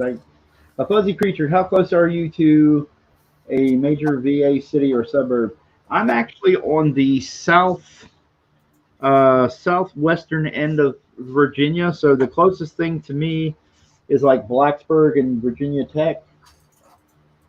That's the big, and then Roanoke is the biggest city near me, which is like an hour away. So, just to answer his question in the chat. Virginia Tech, bang bang. Yep.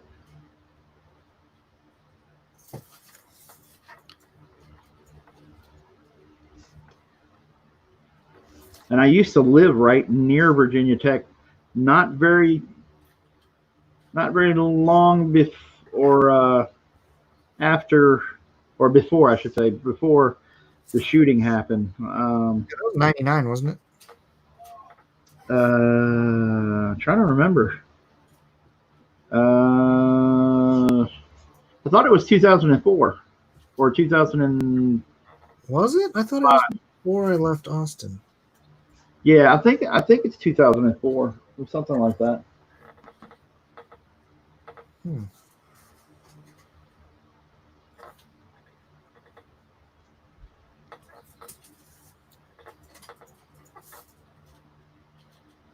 you sure?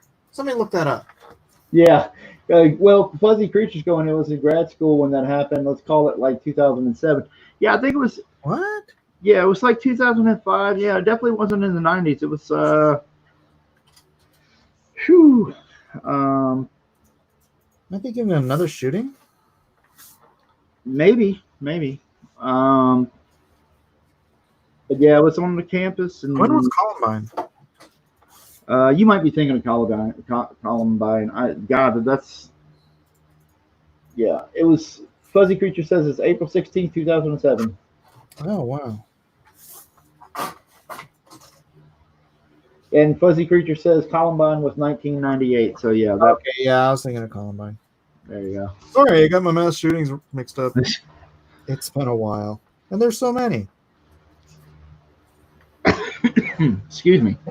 Hey, there's no more school shootings now. Yeah, that's right. COVID has put an end to school shootings.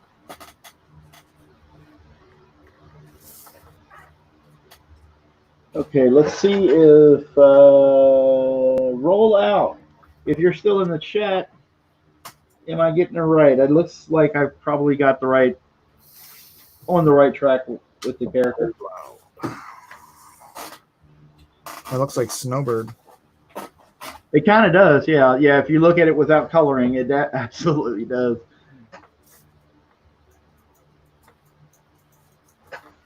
And it's funny, she has it's this long name. It's Kiss Shot Acelerola Orion Heart Underblade. Oh. The third. Yeah, it was kind of like, here's a great looking character. She's got a simple design, but she's got one hellacious, name. Excuse my language. It's all right. All right, so he's happy. That's good. That's all I need to know. As long as the customer is happy, I feel a little bit better. Mm-hmm. Because when you've never seen this stuff, you never know what the vibe is, or what it, if it ends up being right, Mm-hmm.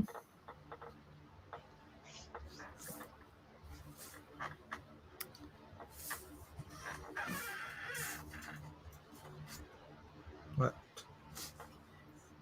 Eden, can you just do your homework? Just do your homework. Stop playing with the cat. Stop getting food. Stop doing everything else. Just do your homework.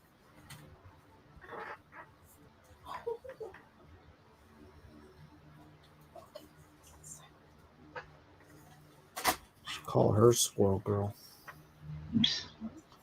Squirrel.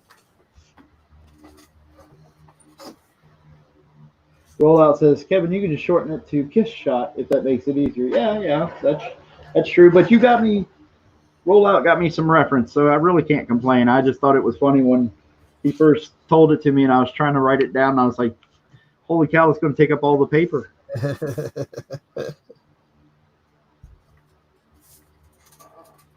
Like, I ain't got time for that. When you're, I figure I'll pick your brain while we're here. Do you still do pencils to like ink on paper as opposed to like just doing a layout and then inking over the layout, kind of drawing it out as you go? Right now, what I'm doing is I'll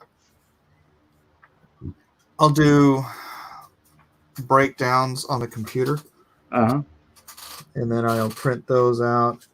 You can see the process. It's like I'll do one layer that's layouts. Mm-hmm. Well, actually, I'll do each individual panel as a layout, so that I can get my storytelling down, and then I'll shift them around and place them better so that I can maximize the size and the panels and whatnot. And then I will merge all those images into one, lighten it up, and then I'll do another layer on top of it, and I'll just go in and I'll do a very simple line. Like, you can barely make it out here, but like, where is it? Here, inside the window. Mm-hmm. I have not yet tightened those pencils up yet. Yeah. The characters in there, but just very simple, getting all the necessary information in there, and then I'll go in with my pencil and tighten up where I need to tighten up, add textures and shading, and then I'll do a lot of shorthand in my breakdowns, like for these little circles that I did here. I'm gonna end up. That's just a pattern I created to do the cobblestone on the street. Uh-huh. Yeah. Right, but I didn't.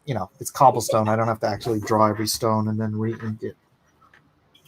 So I'll do my shorthand for stuff like hair. I don't need to draw all the feathers in the hair. I can do that with the brush. Oh, cool. Well, the reason I was asking is because I was wondering if there are any. Obviously, I think since you're doing more digital, you don't have this problem. But with my pencils, I was just wondering if you had any advanced tips for erasing pencils before you go to scan when you've got inks and stuff. I draw with blue pencil, man. Oh, really? I draw with a blue pencil so I don't have to erase. Oh, okay, gotcha. Because especially when you're inking with a brush, Mm-hmm. When you go to erase, you can actually lift enough ink off. Mm-hmm. You go back and re-ink it, and it's like, what a pain in the butt that is. Oh, okay, so no tips or tricks or anything like that would. The reason I'm asking is because I know I'm with inking myself on these pages and stuff. Mm-hmm. One, I'm too heavy-handed a lot of times, and so the some of the inks that I'm using aren't sticking when it as well it should when I put the time in. Now that's changed a little bit because I stopped using the Prismacolor pens that I was using. Because that ink actually lifted up when you went to erase with it. Yeah. And I like the nib on it. The nib on the end of the pen is one of the best nibs I've ever used. I can get the lines that I want, but every time when I get the lines that I want and I go to erase the pencils, it just lifts up the ink. So I'm just trying to find a better way, something. Well, one thing I do, because I know that it can cause a problem, especially if you're like erasing and stuff, is that I start inking the bottom right corner Uh-huh. and I work my way up, because if you're inking from your first panel here, Uh-huh. see where I am here? I'm Yeah. inking here. Dot, dot, dot, dot, dot. Where's my arm? Yeah, on the other stuff. On the other stuff. What's on my arm? Yep, it's going to be lifting up, smearing ink, and Oils. yeah, exactly. Oils, yeah. Oils in your skin. So the more you're up here working, you're just rubbing oils onto your paper. That will not allow your ink to stick to the paper. Oh, okay. I got you. I start down here, the bottom right-hand corner usually, and I work my way to the left and then up and then to the left and up and left and up, so that every plate, this is all virgin territory when it comes to inking. Oh, okay, gotcha. Where the arms Interesting. Oh, because I don't care. I mean, I don't want to wear an arm sleeve. Trying to help out, give you some advice. Mm-hmm. Yeah, Doug Tenaple actually does that now too, after I told him. Oh, cool. I taught the old man a new trick.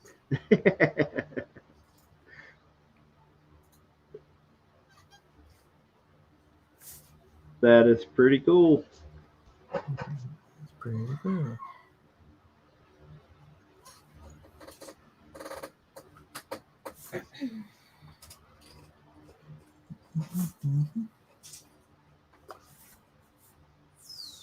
Either way, talking about gyms and stuff.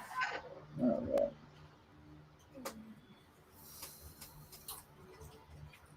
Something about spotting blacks. I didn't catch that.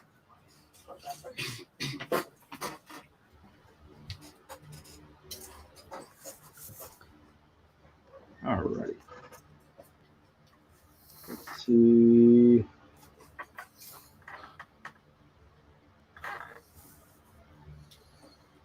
They're eating all the chips and nacho cheese. Okay, roll out. Here she is. For the most part, I'm going to add a few little wrinkles in the dress and finish up her hand, but there's a good idea of how that looks. If you're out in the chat, Red Thulu says hot. Thank you, Red Thulu.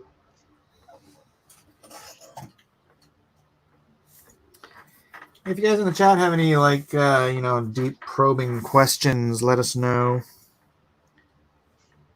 We are here to entertain you with our quips.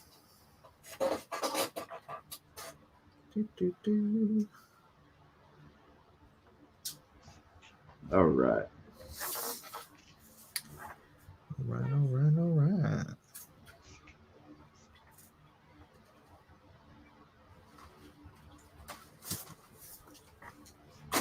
What are your bathroom habits like? I try not to have habits in the bathroom. Is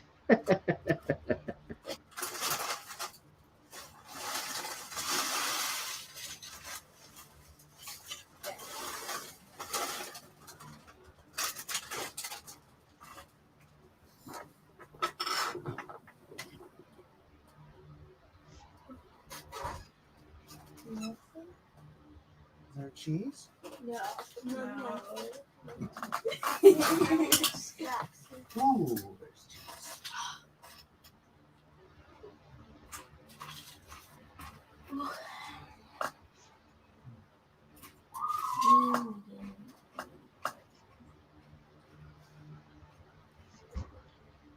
Oh boy, it's almost 3. All right, let's see. Sorry, I couldn't hear you. What? That's more to come up. Oh, me? No. I'll be back again. Oh, okay, cool. Sounds good. Jalapeno Milk says, what's D&Q this week? We have not figured it out. Mike seems to be leaning towards Avatar, the anime, not the James Cameron movie. I personally would vote for a film, not Filmation, but, Filmation too, but Hanna-Barbera or something like that. Kind of bring Hanna-Barbera into the modern era. So,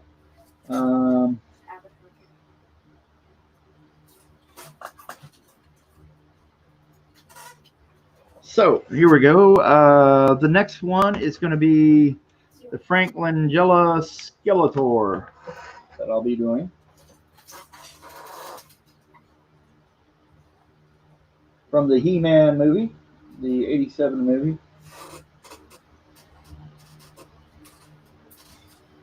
This might be kind of freaky, kind of fun.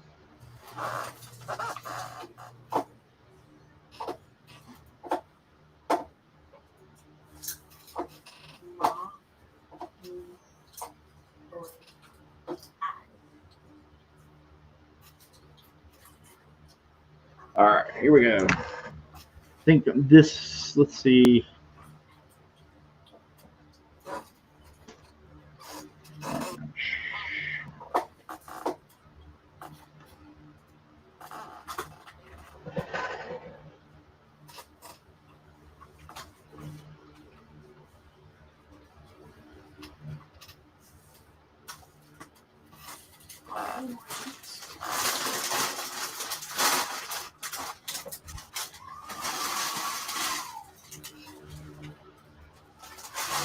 And if you're out there in the chat, I'm going to plug one more time Dragon Guard, and the link is in the description. It's my book. It's a fantasy book. If you dig Conan, or Dungeons and Dragons, He-Man, Thundercats, all that kind of fun stuff, please check it out. Check out the link. It's in the description. If you back it, you'll get a backer number. Come back to the chat, put the backer number in, let me know what it is, and let me know the character you want. It's a single character bust shot, upper body, you know, that kind of thing. And we'll go from there. So we've got 2 days left on the campaign. I'm hoping you guys will help us make it a smash success.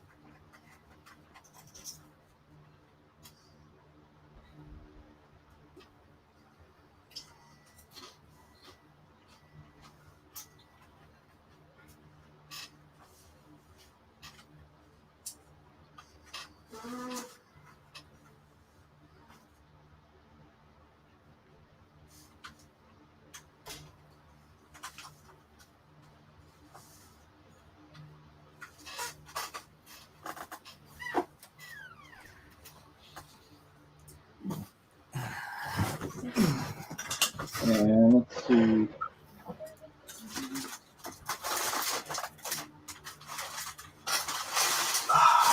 You know, I was just thinking would be really funny to do.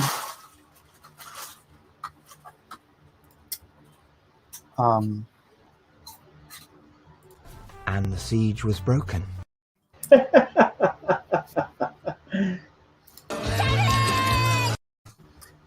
No, what I was thinking was downloading a jump scare. Downloading a jump scare? Yeah. For when you play the little videos? Oh, for a clip. Yeah. Oh, that's cool. Also, Redneck Gaming says contribution ID 521, Kevin Sharp. Any of your characters? All right. Yeah. Let me write your name down there, Awful Redneck Gaming. Thank you, by the way. Appreciate it, buddy. Huge thanks. Yeah, sorry I haven't been playing Age of Empires. Oh, snap. I just went over my line. I've just been too busy working. Too busy working to play. Mark Anthony, I will try to take a picture of that layout at Rough and send it to you so you can see the character I'm talking about. He was asking about a character in the book. Mm-hmm. I had it on one of my videos, but I haven't actually shown a picture of the character yet. Oh, really?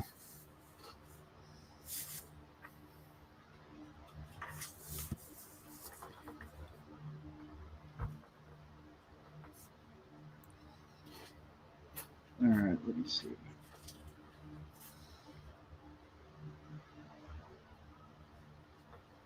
I wonder where we're all going to be in a year.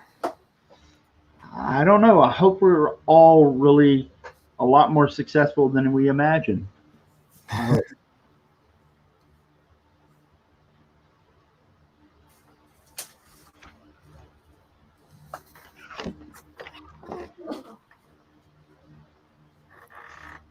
hope it's better than what 2020 seems to be turning into anyway.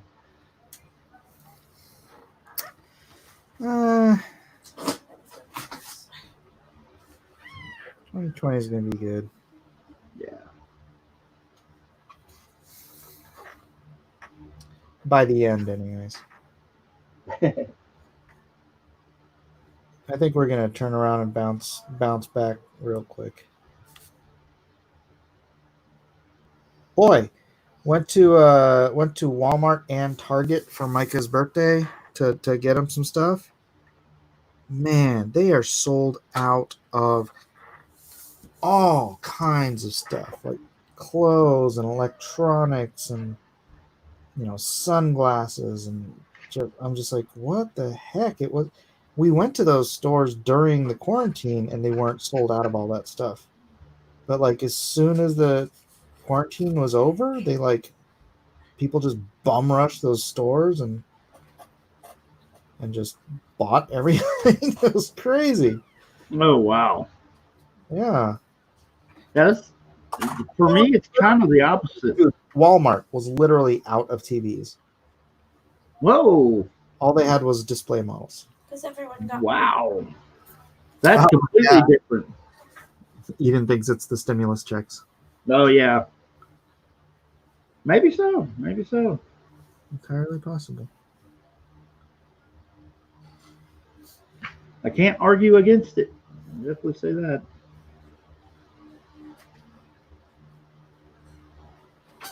Yeah, we're kind of cool. We got lots of stuff except for it seems like a lot of your red meats is getting a little thin around here, and toilet paper is still bad. Oh, is it? Yeah, we're good on toilet paper again. and what else is? I'm trying to think of the. We've gotten back. We did have a large shortage of, believe it or not, trash bags. The trash bag aisles were completely, for the longest time, just struggling, and now that's fine and everything's good. Yeah, that seems kind of random. Yeah, it really does. Yeah. Yeah, for some reason, man. I mean, the home cleaning supplies and Yeah. all that stuff. The trash bags are in that too, and it's just they were picked pretty clean. At least we're in our area anyway.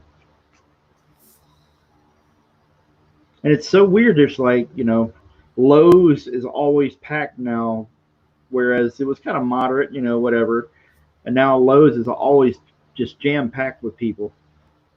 Yeah, I think it's changed the shopping habits of people, right?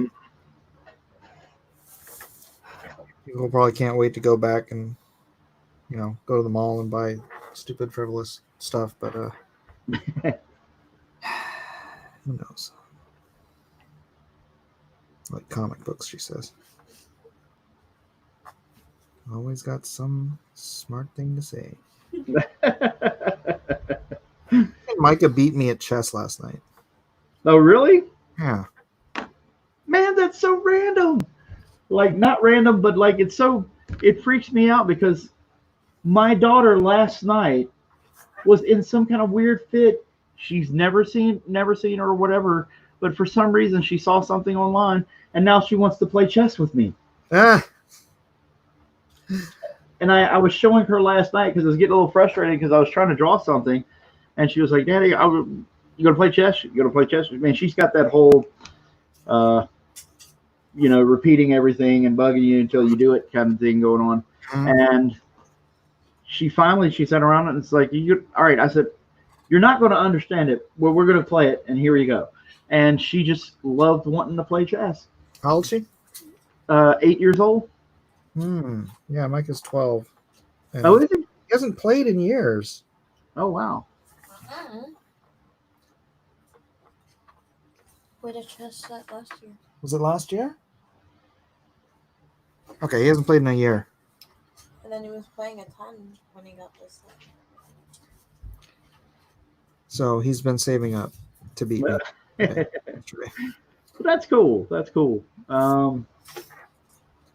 It's just so funny. It's ironic that you guys are back to playing chess. My daughter, for whatever reason, it's like, last night we'll go ahead and play chess. And so today we played some, and she wasn't really happy that she was getting beat. And, I'm supposed to let her win, but I can only do so much of it because you're trying to explain how to play the game. And I never let my kids beat me at anything. Say what? I never let my kids beat me at anything. Oh, okay, cool. All right, so I'm not the only one then. Good. No, it's not. That doesn't teach them anything. Yeah, exactly. And they don't feel like they've accomplished anything if they beat me because I let them. I have to let JoJo win. Well, that's a special case. Let the Wookiee win. Exactly. No, but now that Micah beat me, he knows that he beat me fair and square, so I'm sure he takes much more whatever. Yeah, I get you. Well, it's like with my daughter, it's one of those things where she sees it on YouTube or sees it wherever, maybe on a cartoon or something, and she's got the interest, so she wants to check it out. And then when I try to show it to her, she's learning and she's doing great, but she has this thing of she must win. I don't know if you've encountered that with any of your kids, but where they've got to win, or else they're kind of mad that they even played it. Yeah, Eden's like that. No. You're over here like, oh, Micah beat me, but every time I beat you at Othello, you just pretend it never happened. Never happened. You're like, it's like I beat you, and then you're like, no, you didn't. Nah, you didn't beat me. didn't happen. I don't know what you're talking about. Don't know what you're talking about. But I beat you like every time. You do not beat me every time we play Othello. Give me a break. Yeah, right. You won't even play me. Thou shalt not lie, Eden. Thou shalt not bear false witness. Whatever you. You sit on the throne of lies. Stop. Let's believe thought generator. I tried to rate cargo ship. It numbers. Play that clip for Eden. You have a list of What? numbers. What clip? The elf one of you sit on a throne of lies. On wise.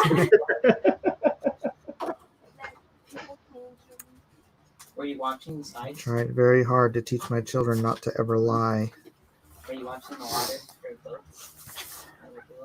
Oh, somebody in the chat, James GSR, just finally back. Dragon Guard, backer number Yeah, because 523. Nice. Karen's Nice. right there. Thank you, sir. What kind of character do you want? Let me know in the chat. I'll write you down here. Microwave dishes. Wow, I went through a whole pad tonight almost. Whew. Nice. All the work you're doing to make money. Hard working man, this one. Well, there's little goals. There's little goals that I'm trying to do. I'm like, hey, can I get past this number? Can I get past this number? And you know,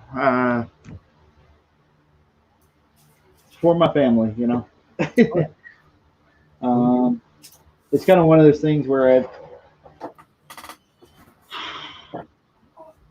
I don't know. It's hard to explain. I guess I just want to do a good job. I guess that's all. Heck yeah, dude. Maximize. Let's see. How's it feel for you, though, man? You've made $30,000 off of your first comic for your own creator-owned property. And realizing that if you had done this through Image, you would have made nothing. That's true. And, you know, I just, dude, I'm excited. I'm scared. I'm, you know, a lot of different things. Oh, sorry about this.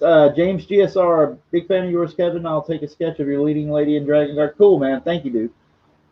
I appreciate you backing me, man. Appreciate it. It's late at night, and here you are still throwing down. Yeah, man, I'm really excited. It's cool. It's nice. The best thing about it is nice knowing that I have some control on how the book's going to look, you know? Knowing that, you know, let's just say I've never been a fan of my inking. I didn't like the way my stuff comes out, and then I started to,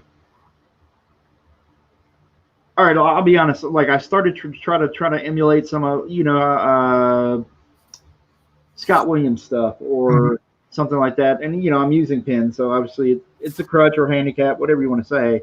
But, you know, I was trying to improve, so I try to, you know, say, you know, what's going on here, what's going on in his inking. And I actually turned a corner on some of these pieces where,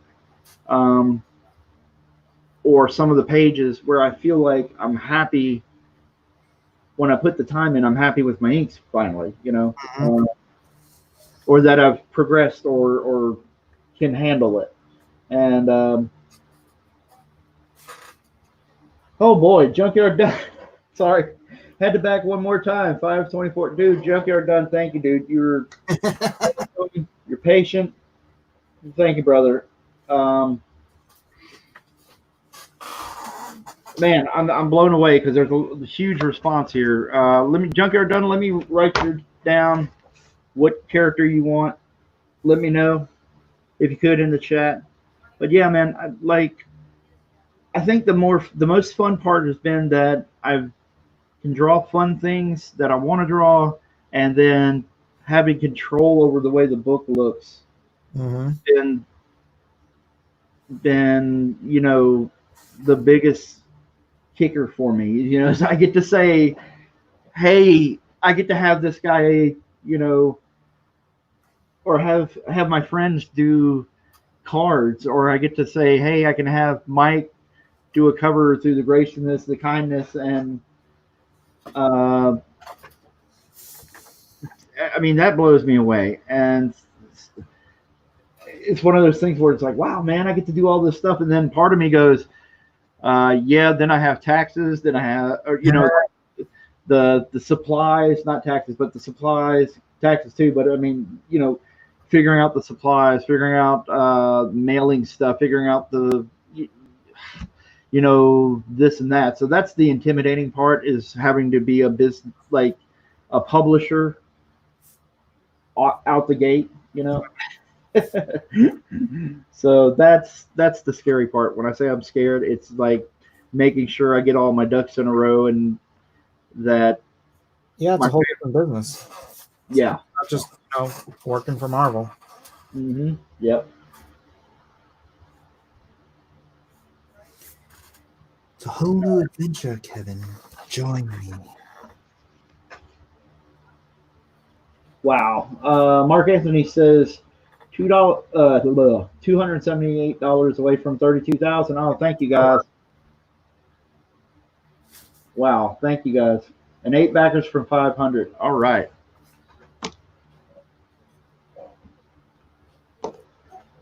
So sorry, go ahead, Mike. I'm sorry. If I interrupted you, I apologize. Oh, nothing. Did I say something? I couldn't remember if I had interrupted you in the middle of something or not. All right. That's okay if you did. Let's see what time it is. 3:06. I'm going to try to get through the next couple of sketches. I got to get home because on my end it's getting close to 4. So it will be when I'm done. Is it? Just to let everybody know in the chat. I hope I'm not going to make anybody mad. So is this it? Is this the last time they can do it? Well, here's the thing. I've got a stream with potentially with RGE Raging Golden Eagle. He has that book Blade Devil on Indigo. Yeah, and I might have to, or I'm going to try to, since I didn't do it last week, and I asked him to come on, and I ended up no showing because of stupid stuff. I've got that, and I'm hoping, if somebody else wants another sketch, I might be able to do it late tomorrow night. But yeah, this is getting close. If I can't do it tomorrow night, this was probably going to be it. Maybe Wednesday. Well, no, I'm doing D&Q, so anyway. Yeah, it looks like we're getting close to being the last one of these I do. So does this end on Wednesday? Yeah. Mm-hmm. Oh, okay. Yeah, just got 2 days. 2 days left. Shoot. And I've got somebody coloring your cover, and I'm hoping to put that up to kind of add to that tomorrow. Oh yeah, hey everybody! If you haven't already backed it, back my cover. Yes, I'm getting a lot of those, by the way. You getting what? I'm getting a lot of those. Like in the short time, I know I haven't had it up very long, but in the short time that I've had it up, it's burning up. Oh, that's nice to hear. Burning up for your love. I mean, I know it's relative. You're used to what your campaigns do, like how many thousand? Last one did 3,300, I think. So you got a few thousand. I've got, I'm on 500, but for the 500, you're burning it up. Right on. Glad to help. And I don't mean to belittle anything on that end as far as the number 500. I'm just saying, realistically speaking, I get it.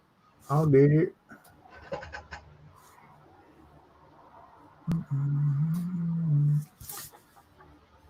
Well, by the time you fulfill, hopefully you'll have over 1,000 backers. That'd be great.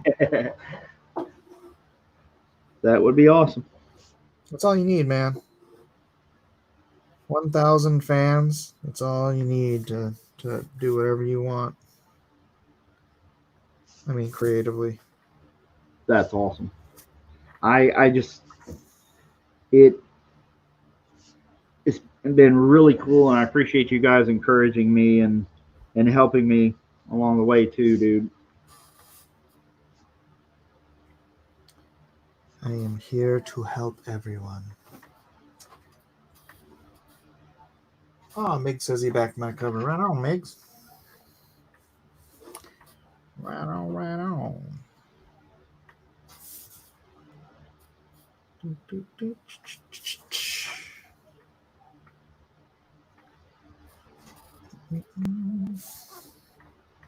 And Junkyard Dunn says, how about a Conan? Yes, absolutely, dude. Anything you want. Conan. That's like 3rd generation Conan on yours, right? Yeah. Yeah, it fits right in. It wouldn't be hard for me to draw it all. Well, because, He-Man was Conan. Mm-hmm. Yep. They had a toy line they were developing developing it for Conan, and then they were like, "Hey, we're getting this toy line for kids," and then they see how the Conan turns out, and they're like, yeah, we got a problem." Yeah, we never read the books. And we have Arnold, the toy line we're doing for Conan. We have Arnold splitting skulls on screen, rated R. Yeah. Like, okay, we've got to retool this. It's funny because, He-Man became its own huge thing. Mm-hmm. Just like World of Warcraft. Yep. That was intended to be Warhammer. Oh, was it? I did not know that. They pitched, they did some assets to pitch it to is that Wizards of the Coast or something? I can't remember who does Warhammer. Mm-hmm. And they got turned down. Oh. They're like, oh well, we have all these assets, might as well do our own fantasy thing. So they did, and it became like the biggest MMO ever. And Warhammer was like, oh, well, shoot.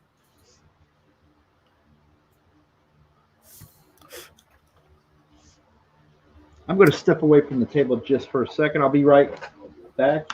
Everybody in the chat, I am not leaving just yet, but I'll be right back. After these messages, he'll be right back.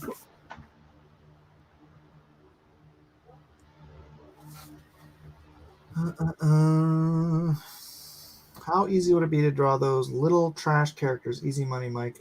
I might be able to even put in an entry. What trash characters? Warhammer is Games Workshop. Oh, okay. Okay. Yeah, I don't know. I just know the story about it. I don't know. I didn't play Warhammer myself.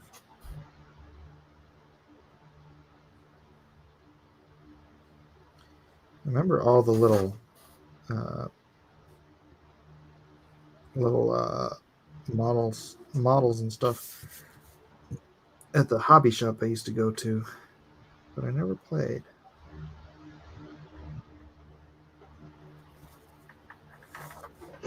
Warhammer 40K, but too much discombobulated lore. What is too much lore?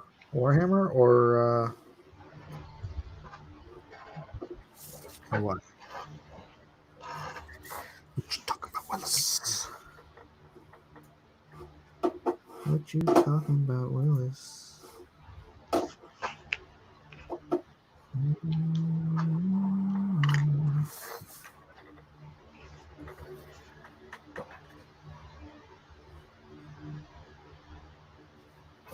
For Frodo. For Frodo? What are you on about? I wonder if this is good enough to like zoom in and do a video with this recording.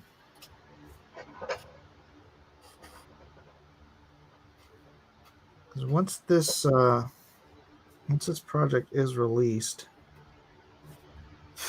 or announced, I do want to convert some of these videos over to actually have the name of the project on it.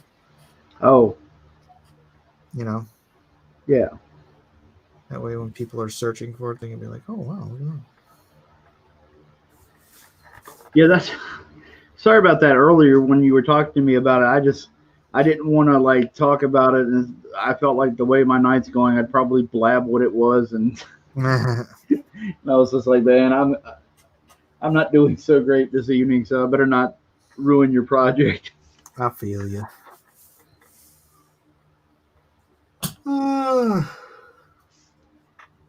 So much data collection going on lately. What? What you talking about, Willis? Ugh. My brush seems a little dry right now. All right. Let's see.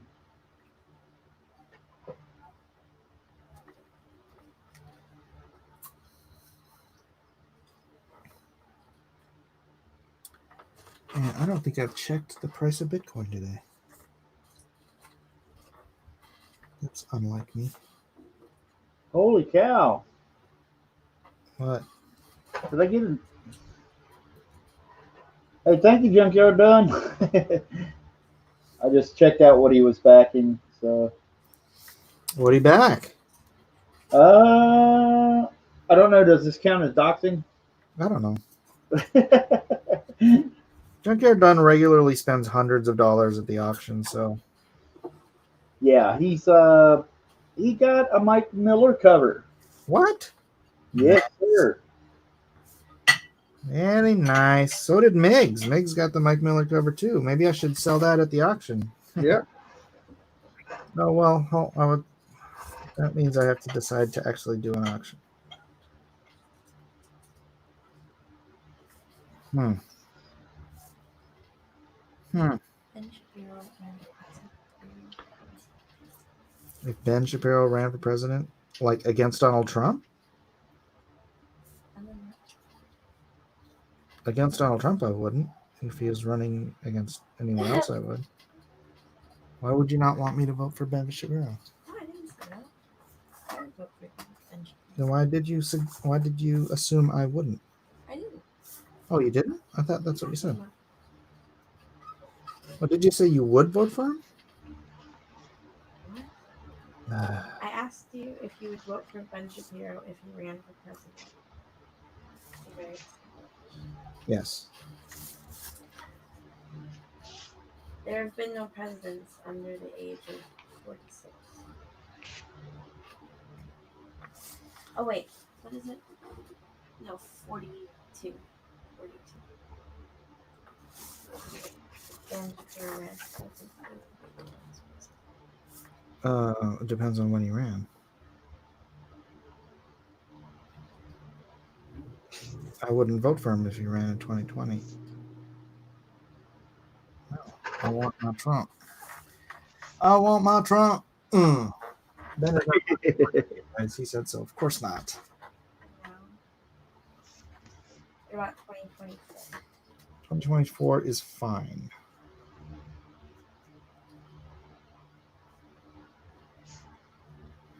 Why isn't Ben Shapiro running for president? Because he's too busy making plenty of money under Trump.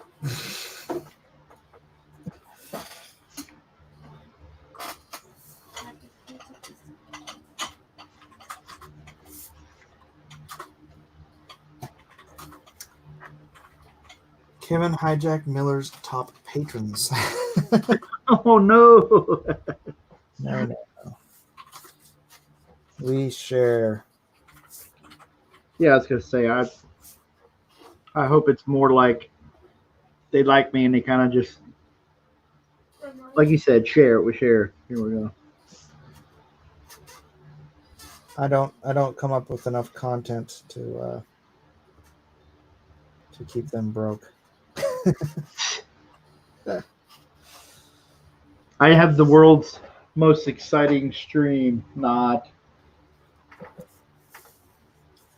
Actually, why not an MMO drawn and quartered?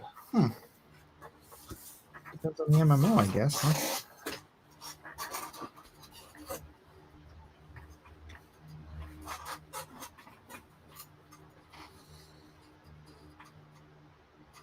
Huh? This brush.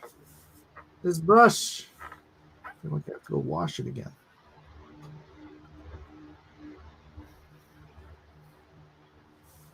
What you talking about?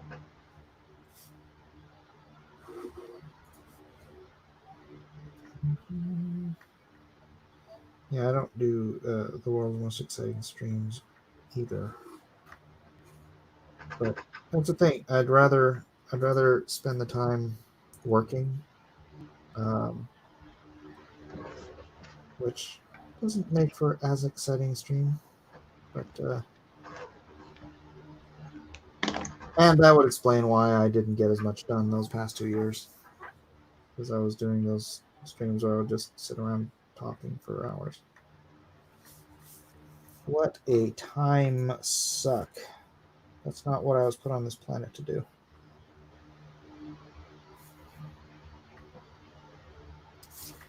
know what I'm saying, Kevin? I can barely hear you. Oh, really? Yeah, well, I don't know if it's the And- mic. Can everyone barely hear me, or just Kevin? No, I can hear you fine. Yeah, I just moved the mic up next to my mouth.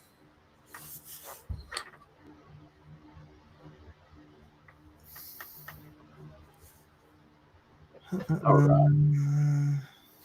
So what were you saying, Mike? I'm sorry.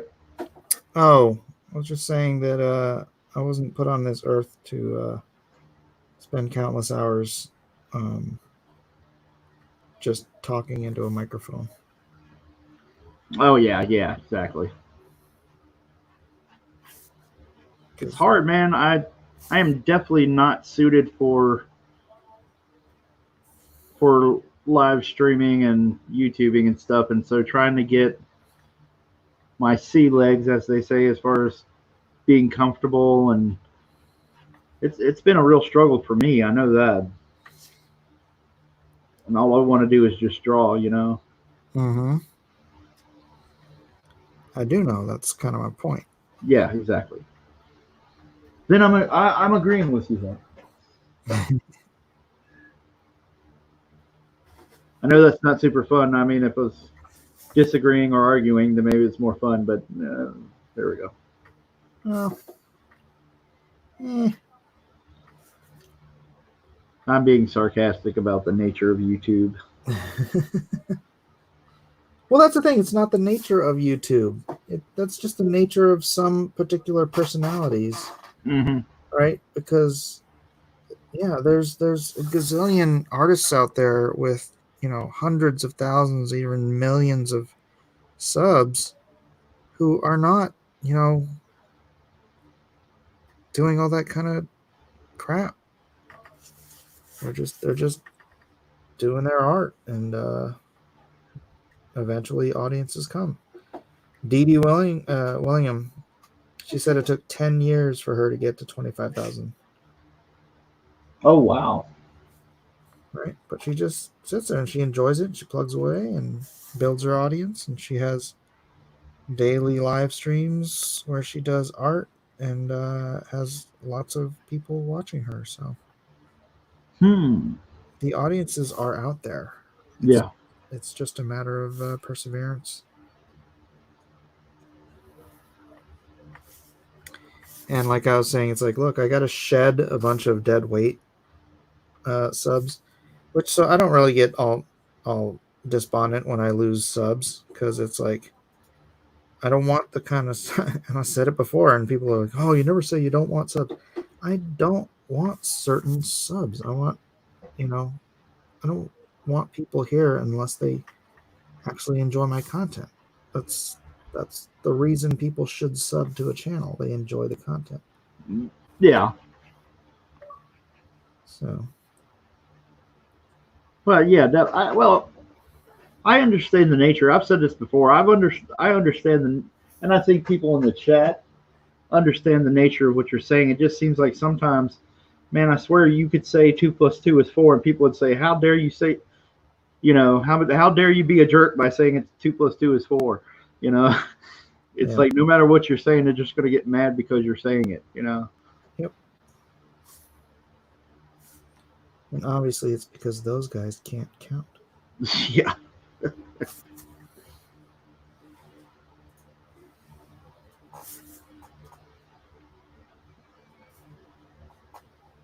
It's 4. It's 4. Now go and shut the door, because I don't want to see your face no more.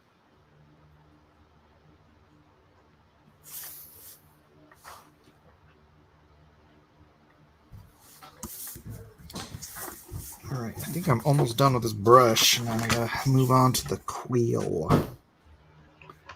All right. I'm going to hold this rough up here for Junkyard Done if you're still here. I don't know if you checked out, but Junkyard Done. There is a Conan that I'm roughing in. Trying to make it look more like the comic book Conan versus the Arnold Schwarzenegger or whatever. Maybe the face a little bit more Frazetta with that kind of gnarly, kind of round, weathered face. Elliot's good at that stuff, man. I talked to Elliot today. How's he doing? He was much better after I talked to him and shared with him some exciting news from YouTube. Oh, cool.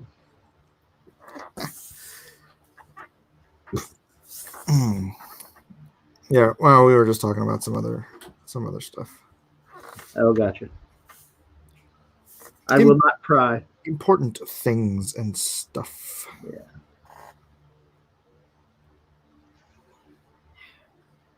I just like having him on the drawing strings. Yeah. It makes me laugh. Elliot is good guy. I like him very much.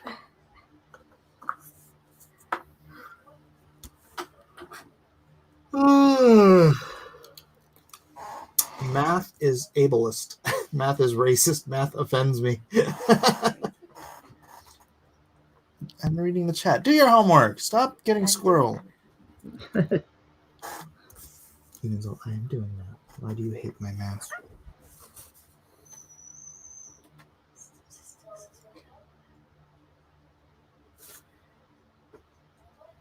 Oh, the leaves are falling. My kids had to have their homework turned in last week. How's it with your kids? She has to have hers done tomorrow. Oh, okay. Which is why I keep telling her to do her homework. So do they have school there, or is it just packets you got to turn in? It's online. It's online. Oh, online. Oh, okay, cool. Although Print it and take pictures. JoJo gets packets. Oh, okay, cool. That's how it is for my daughter. They gave her a packet of stuff, and every week she's got to get it done, and then finally, like last week, they have to turn it all in. Mm-hmm. That's the way. Uh-huh. Yeah, so it's kind of a hardcore thing there because we've got to basically homeschool our daughter a little bit, and getting the kids to be on the same page and get homework done. It's, I am not a fan of it. Yeah, that's Micah. And All right. Yeah, but Isaac, he gets up and does his homework without anybody saying anything. That is awesome. He does it because he rushes on everything and he gets like half the stuff wrong. He doesn't get half the stuff wrong. He does, and It's been nobody years. checks his work anymore. So we don't know if it's. Can you just do your homework, please?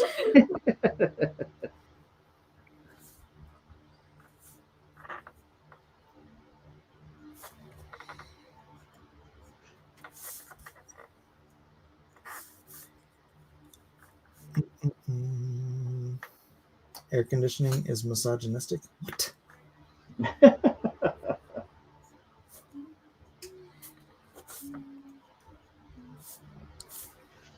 Yeah, speaking of air conditioning.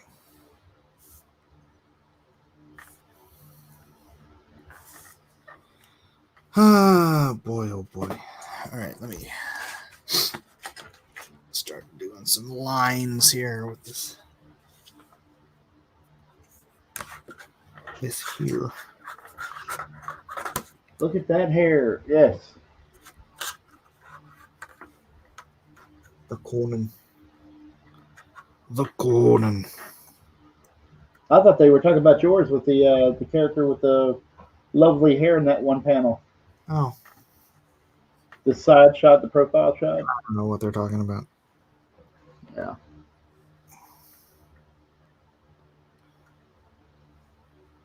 Because I've barely drawn any hair. Well, a little bit. I roughed it in.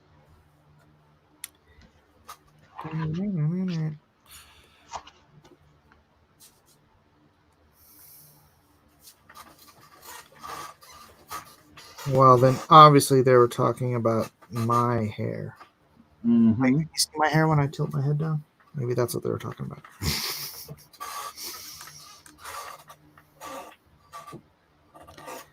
That is entirely possible. I must have missed something. Oh, yeah. Okay, I get it. They were talking. Rhaegar Targaryen says somebody should make an AC company called He-Man Woman Haters. And it took me a second to figure out what they were talking about. Yeah. What's he talking about? The comment in there where air conditioners are Oh, okay. misogynistic. Right.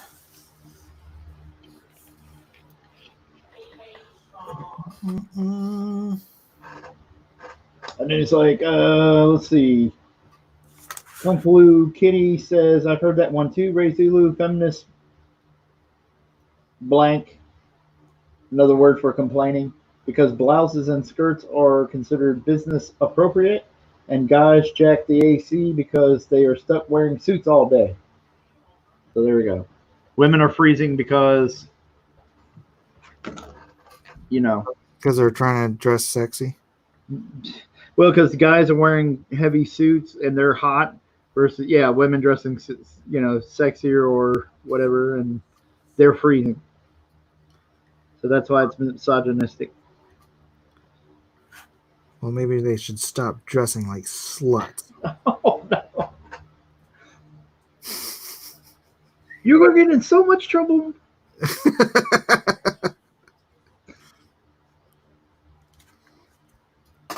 Somebody's going to try to strike you down. False copyright or false. Oh, that'd never happen. I'm just kidding. I'm sure it would.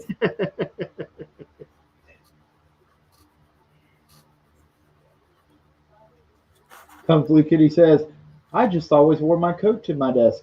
Problem solved. Oh, there you go. And it's better to be cold than hot. Right? Yes. Because, yeah, you can grab a coat, grab a sweater, whatever. But you're hot, you're like screwed. Can't start stripping down at work. Just do your homework. Stop talking. She's so nosy. Are they maybe kind of distracting from their homework? Right? To comment and right? My daughter does that.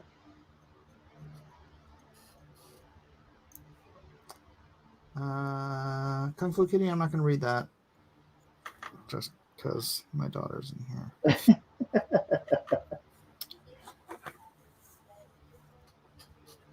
Mike sounding like Homer Simpson now. Oh! Second.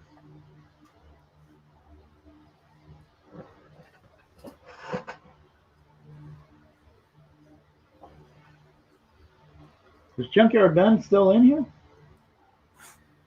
I'm sure he is. Oh, okay.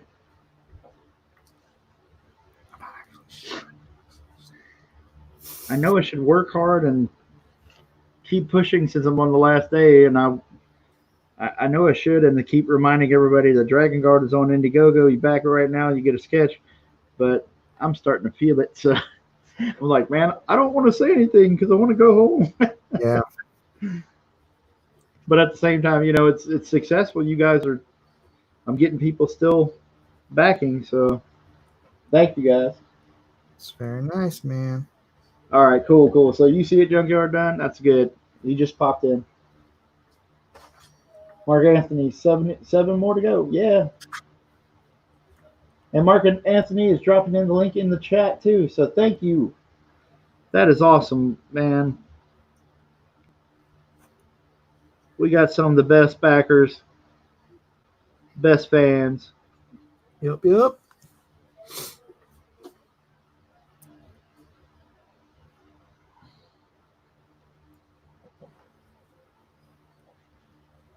I have a strange question for you. Yeah, sure, man. What's more important, your fans or your friends? Would you say again?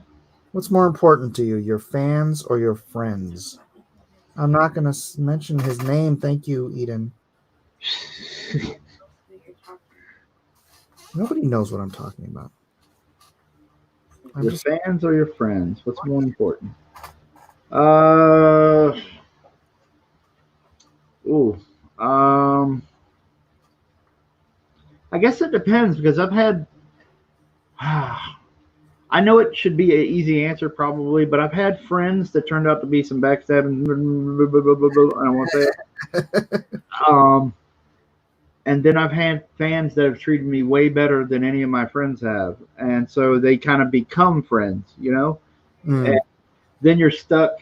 Like me, I'm always feeling bad for charging anybody, like my friends that treat me well, charging them anything for art and stuff. I just, a lot of times I'll do a freebie piece and things like that, and so it's really tough, man. It's not an easy answer for me. I mean, obviously you have friends that have been with you.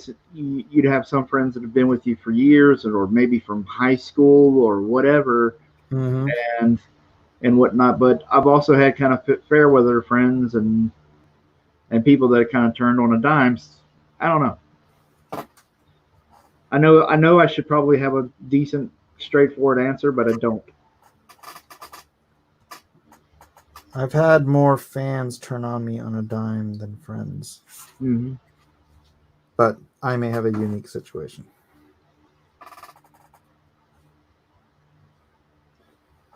Victor says, "Drink coffee, Kevin." Yeah, if I had somebody, I'm nowhere near any coffee right now.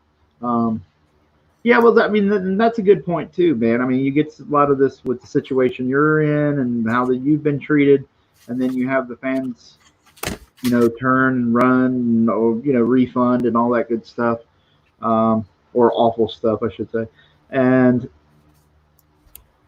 Yeah, and I like Mark Anthony's answer though. Fans can be friends, and friends can be fans. Yes, absolutely true.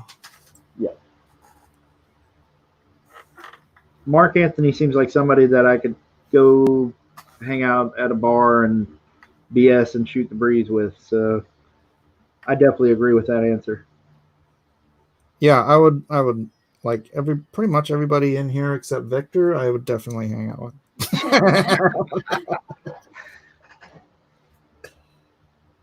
I'm just messing with you, Victor. That's a scary thing. I don't know if Victor means it half the time. It's like, is he really trolling me? Is he trolling me just to get a rise out of me, which is funny, and it's great. And then at the same time, it's like tonight where he kind of hit me with, and I know Victor is probably not meaning it, but I kind of took it as, he asked me the question about hanging with you and being friends with you since you're not CG, and I was like, that was his question or something, and I knew it was kind of a troll kind of question. It's just to try to mess with me, see if he can get a rise out of me. And then I kind of went off on a tangent, so I never can kind of figure it out. But I get that he's like that, and I try not to get immediately rushed to the worst conclusion. Do people ask you if you're CG? No, they were asking me, what am I doing? Well, no. Victor, well, I don't want to say it, I don't want to stir up trouble, but Victor asked the question on my stream, and I think he was goofing around, but he goes, why are you hanging with Mike if Mike's not CG? And that kind of led me to a not hot under the collar, but the tone of the stream got serious. That's all. Oh, really? And I was like, Mike is not anti-CG. I don't give a darn what anybody's trying to say. So, I kind of went off on a rant like that. No, I'm not. But I think that was more my rant and frustration built up than necessarily Victor wanting to start trouble. I don't think. I enjoy it when you ever watch Bianca? No. Oh, you don't? Bianca Fights the Zombies? No.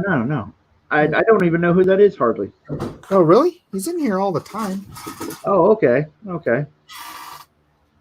Yeah, but he's a comic skater. Does a comic skate channel, but he's not a sycophant, Mm-hmm.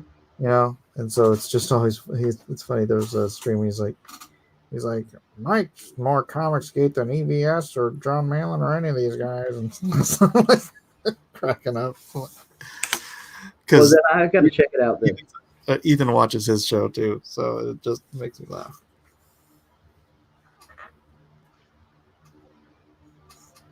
Yeah. Yeah, well, off channel, I've said that I get a little frustrated and a little hot under the collar for you taking some of the jabs and stuff that you're taking, and I'm like, you've been super kind to me. You've been super kind in ways that have helped me put food on the table, and I'm kind of like this. You treat me well, I'm sticking by you because, there's lots of people who can be nice to you but stab you in your back, but you've been nothing but kind. And I wouldn't be here hanging with everybody. I wouldn't be doing this if it wasn't for you. And then in a small part for Antonio too, because Antonio kind of encouraged me to keep showing up at these streams and things like that and stuff inadvertently, because he was like, "Hey, you're Kevin Sharp," blah blah blah blah, and he was like, "Hey man, you got to do this," and we had some chats privately, and so it kind of encouraged me to get out of my shell to an extent with this, and so. But I mean, you're the main person that's got me here where I am, and so.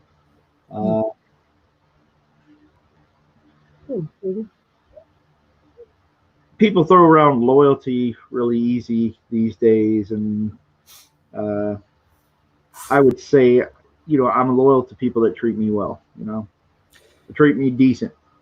Gosh, it's funny because I was just talking about that on cross examinations today. It's loyalty. I don't think you should be loyal to people, right? You should be loyal to principles and fellowship with people that share your principles. Yeah, that's a better word. We are the fellowship of the something. Well, I mean, it's a good point, because you're going to be inevitably put in a situation sometimes where you're going to have to be loyal or devoted or whatever to a situation that may be your situation, but is conflicting with your friends' situations or their principles. That's right. And so you're never going to be on the same page all the time. Right. And at the same time, you don't want to necessarily betray anybody's friendship. It's just that you might be at a crossroads. And so fellowship is a much better. Yeah, I like that. I do. I like that. All right. We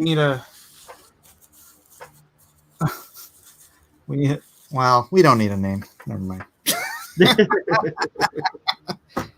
That just gets you into trouble. With a fellowship of the friendship. Yeah, I'm not going to use fellowship. I mean, we can agree on fellowship and we'll keep it like that. But I'm not going to say fellowship, because the next thing you know, we're going to be Sam and Frodo in a memes or something, man. That's all right, Mr. Frodo. What is loyalty, Mike? Loyalty is doing whatever a certain someone says. I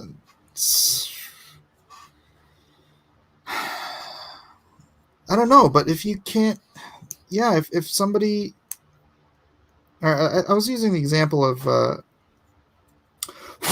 when you sit there and you say being loyal is your first priority, your first whatever, but then you've got two friends and you're loyal to your friends, but then your friends disagree to the point of contention. Are you a disloyal?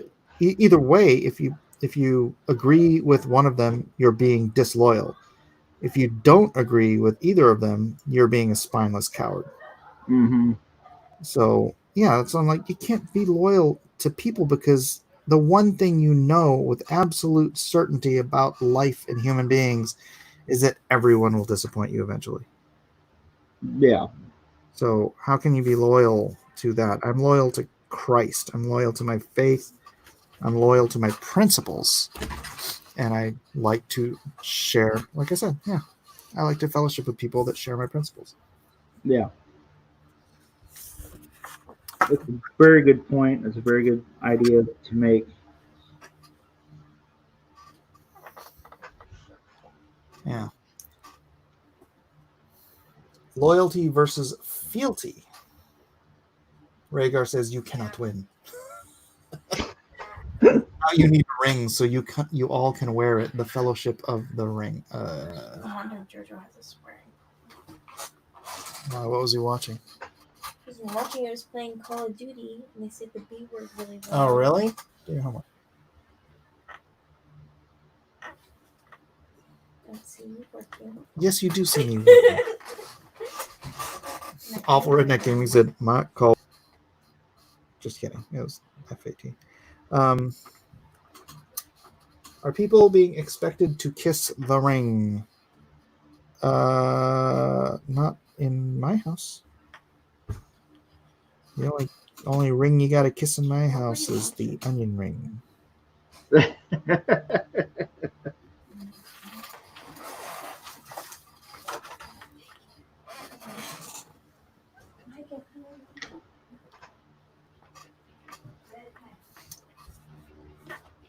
James GSR says, my friends have to be friends with me, not each other. Yeah, there's just situations where that's causes certain conflicts. I don't want to get into it.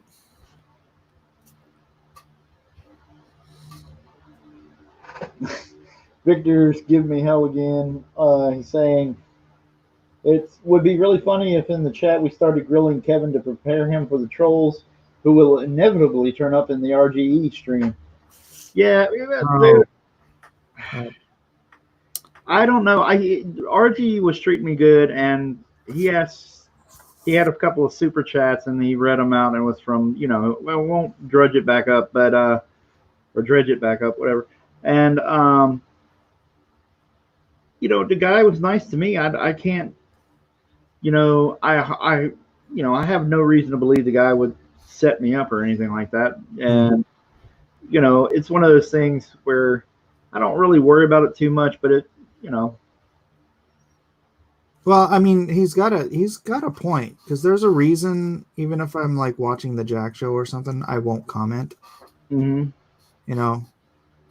Whereas it's funny because John Malin can come on my show and comment, and nobody harasses him. Mm-hmm. They're like, "Hey, John."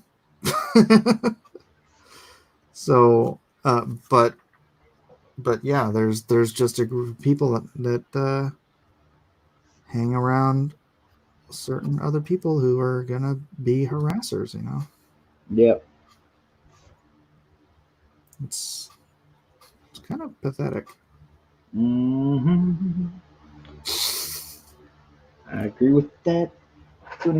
Yep.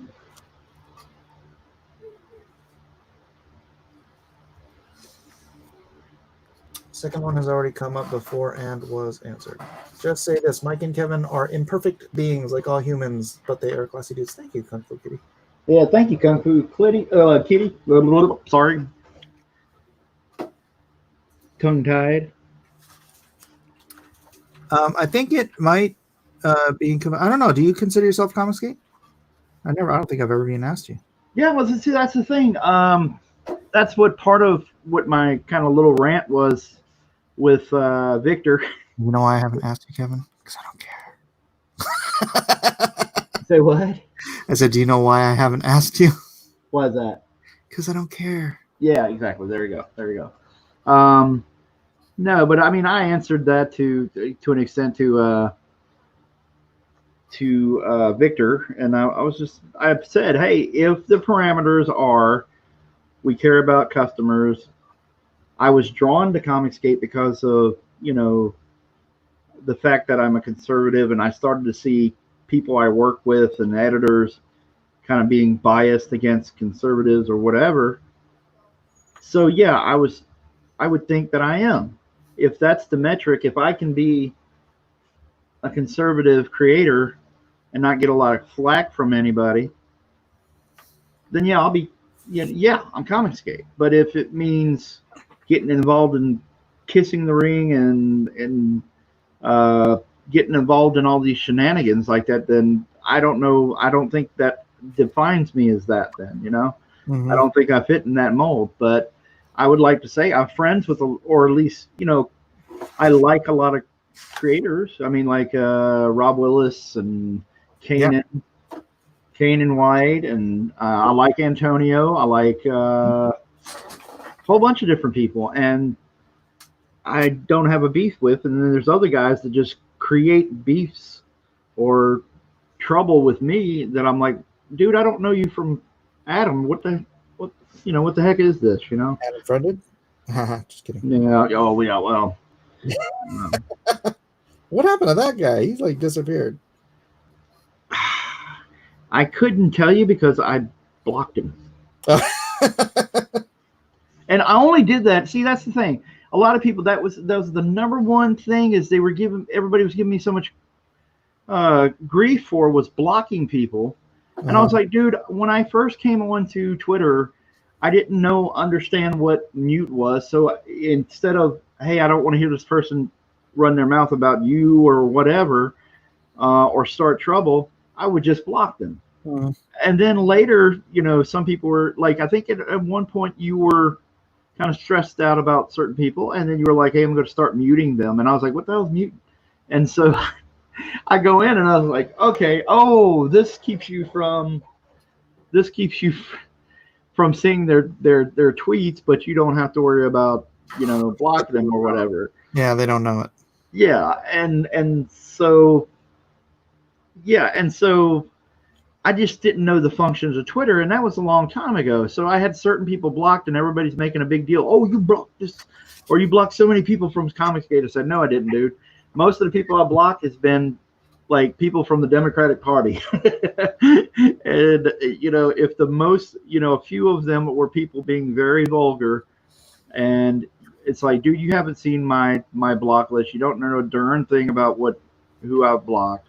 And, it's ridiculous how that just kind of came about, but I should have expected it,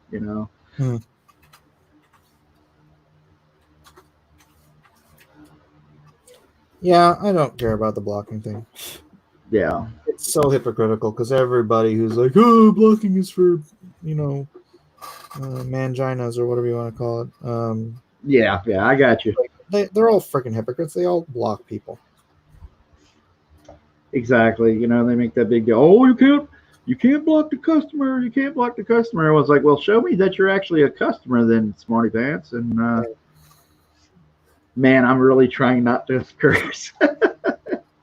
I just use Smarty Pants. Everybody's got to be loving that. Dance and Smarty Pants. Well, hello, Mr. Fancy Pants. It's true. It's true.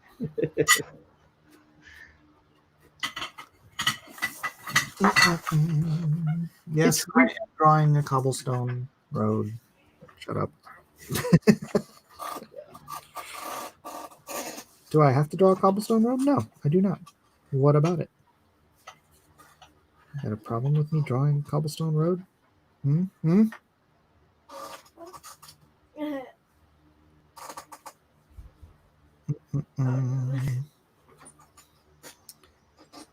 I just wondered because I did see I saw Dragon Guard on a list of Comicsgate projects, and I was like, oh, I never even asked Kevin.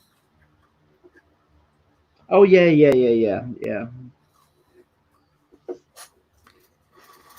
Dun, dun, dun. And that's so weird. I didn't ask anybody to track that or anything like that, and just it just showed up there, and I'll see it every now and then on my Twitter feed, and I'll go, oh, okay, I'm rising up there. That's cool. Like I said, I am if it's you want to talk about like treating customers well, being Hold on a second. What? Oh yeah. Hold on a second, Kevin. I'm being summoned. You're on. You can pause that thought. I'll be back in a bit. Oh, all right.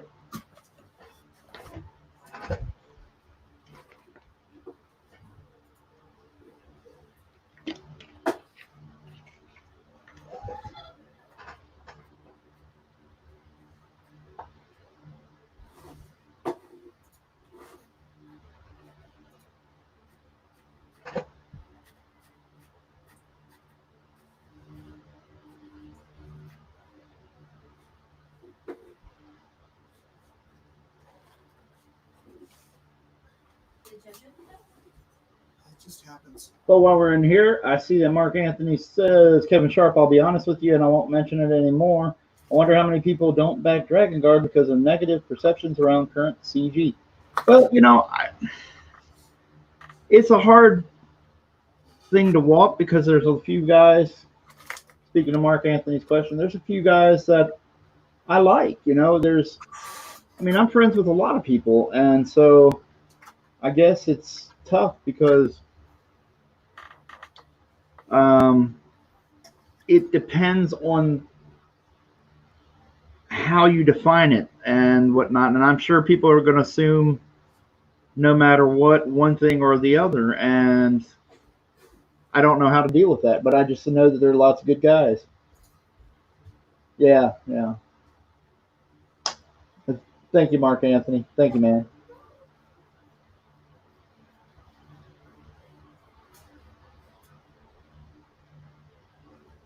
Yeah, James GSR, thank you, man. I appreciate it, dude. Yeah, it's I guess what I'm trying to say is that when I originally kind of came on the scene with all this, I was drawn to it because of a certain attitude, giving people a place to just not have to deal.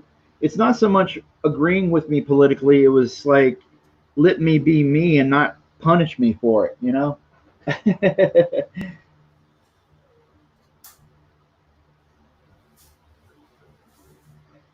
um, that's the thing. It's like a lot of guys like Kanan and Rob Willis and there's other people. I mean, like Antonio and there's other people, and I just like their artwork. I'm judging people on their artwork and their personalities, and not necessarily what people say about the entirety of it and stuff. And so it was kind of one of those things where I'm not worried about the politics. And, like I said before on the stream, it's like I'm doing a book that's on a planet, it's on another planet, and it's a fantasy book. There's no place for it, even if, it'd be really obvious if I wrote a bunch of political garbage into a book that's a fantasy book where it's on another planet and aliens and things like that. it would stand out like a sore thumb, What are we talking about? Oh, I was just responding to one of Mark Anthony's comments about it and stuff. What was it? He was saying, it was and he got what I was saying, but I think he was just pointing out. It's like he goes, Kevin Sharp, I'll be honest with you, I won't mention it anymore, but I wonder how many people don't back Dragon Guard because of the negative conceptions around current CG. And I don't know. I don't advertise. It's not that I'm afraid to. It's just that I don't really advertise it because I don't feel the need like I have to do it all the time. And it's not that I agree with everything either, I mean, you and I, me and Mike off screen or off camera, knows how I feel about some of the shenanigans and stuff going on, and why I don't go out of my way. And it has nothing to do with being I don't know. Well, Mark Anthony understood what I was saying. He got it. Yeah, I get it. I got it. Yeah. Kevin's a principal dude. That's why he doesn't fit in with certain other people. But yeah, I honestly don't freaking care. It's like Eric's CG. I don't care. Yeah. There you go. Nothing. I just the only reason I don't uh associate is because of War Campaign and EVS. That was it. That's why I noped out. I Yeah. noped out.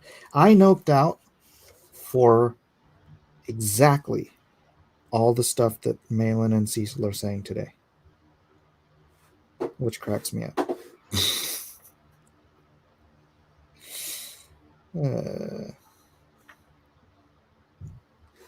but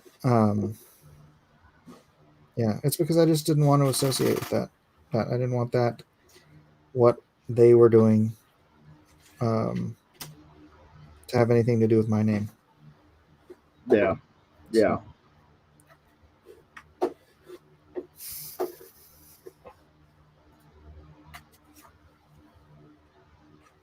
But it's it's an interesting uh, point that Mark Anthony brings up, and you know, I I guess I think of everything as eye candy, and I kind of don't worry about everything. Well, It's like, and let me explain kind of what I mean. Like, I like guys like Kelsey, and yeah, I love um, it. yeah, I love his artwork, and I judge those people basically by their artwork and things like that, and whatever kind of shenanigans they get into, that's their thing. It's not mine. I didn't make them say it, or I made, or you know what I mean. I'm not responsible for their attitudes, and then you know. Anyway, that's it. That's the best way to say it. I'm going to shut up now. Yeah, it's all right. We can be honest. We can be honest. It's not. There's certain behaviors I won't associate with, and as long as we can treat each other decently, then I'm all good. Yeah, and that's because it was clear that that is not how people were being treated. That's why I noped out. Yeah, exactly. But that's the thing. It's so easy. It goes back to what I was saying before. Um,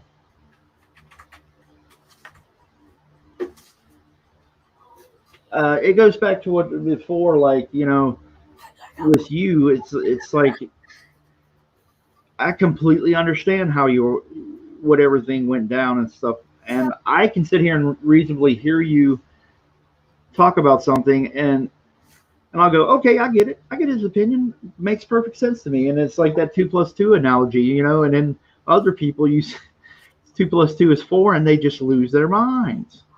Yeah. It's like, how can we not have a rational conversation if we're going to just assume somebody's wrong before they even say what they say?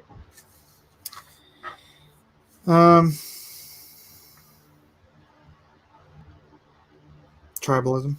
Yeah. Anyway, somebody's got some interesting thoughts on Panera Bread for some reason.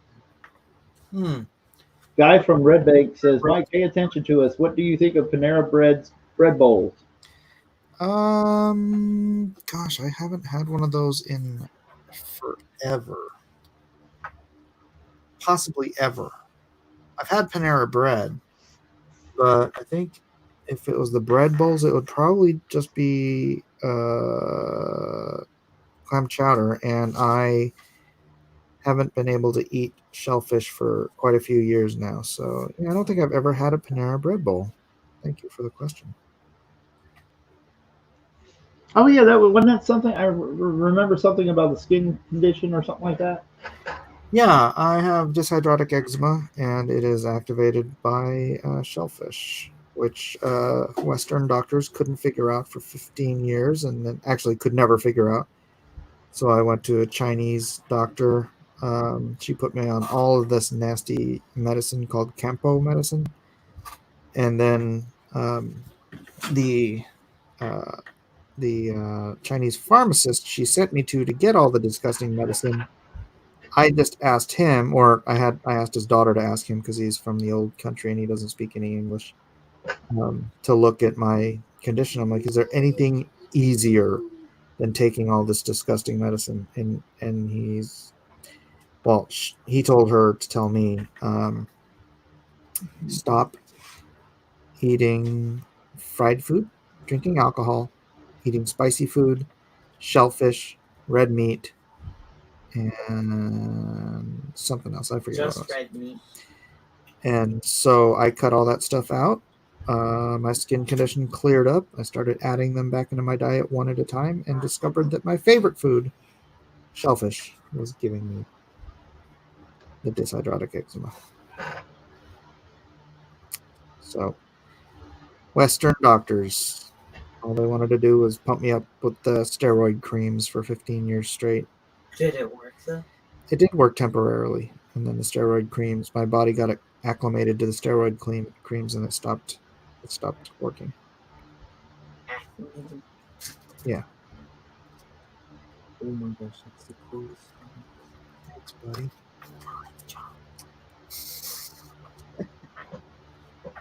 And Junkyard Dunn said he's heading on out, going to bed. Good night, Junkyard Dunn. Oyasumi nasai, Junkyard. He's in Japan. Ah, cool.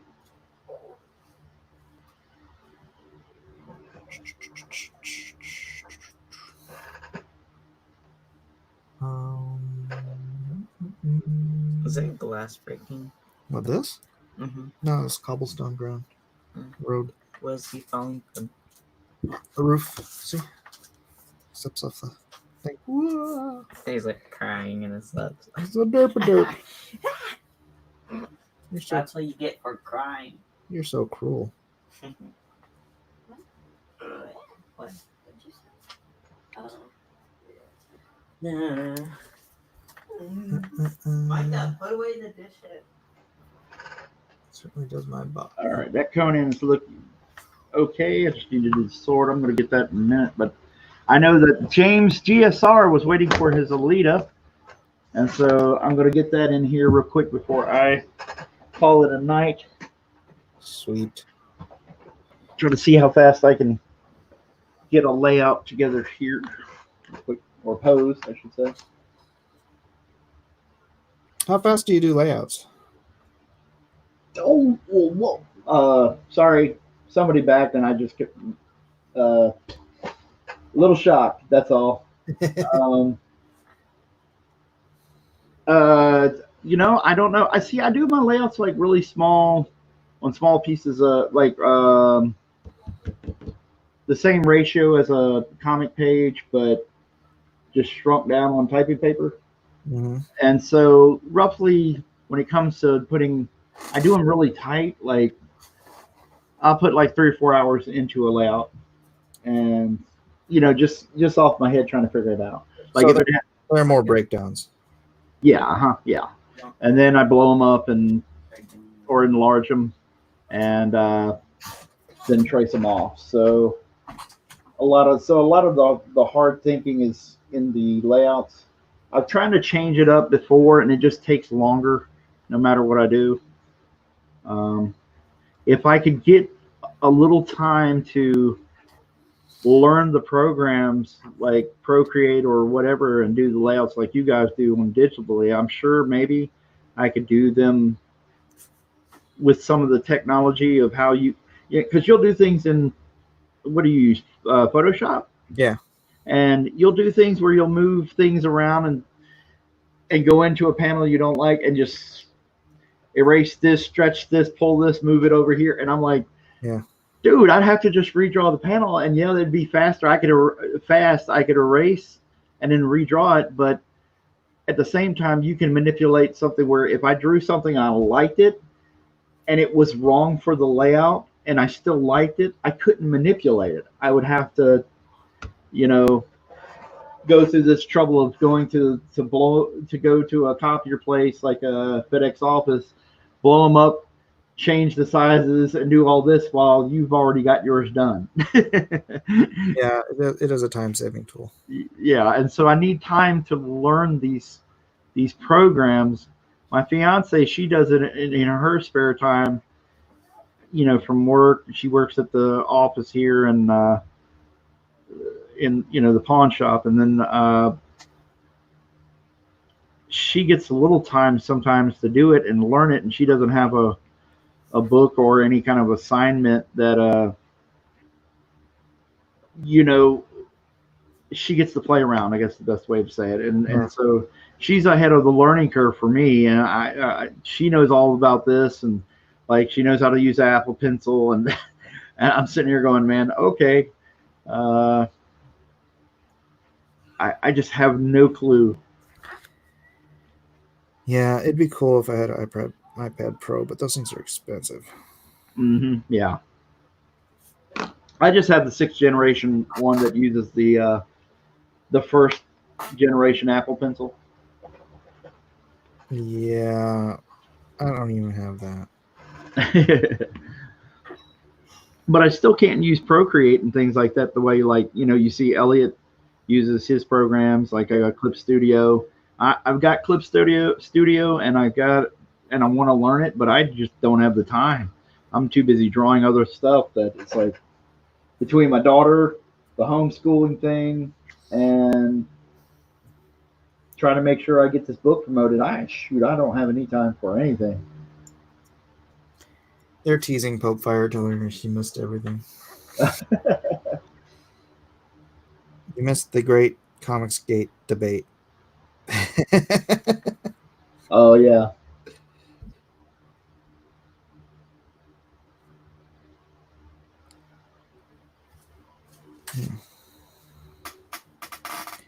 Yeah, this is going to be just a very strange footnote in my life. Not you, what? just the whole Comicsgate thing. Oh, yeah, I got you. Certainly will not define me.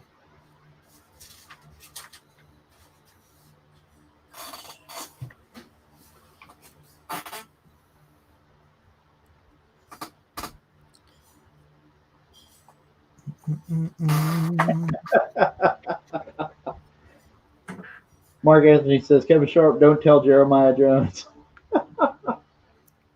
About what? Something he paid for. Oh. James GSR says, Clip Studio is awesome, but nothing beats working traditional, even with all the extra effort put in. I do like working traditional.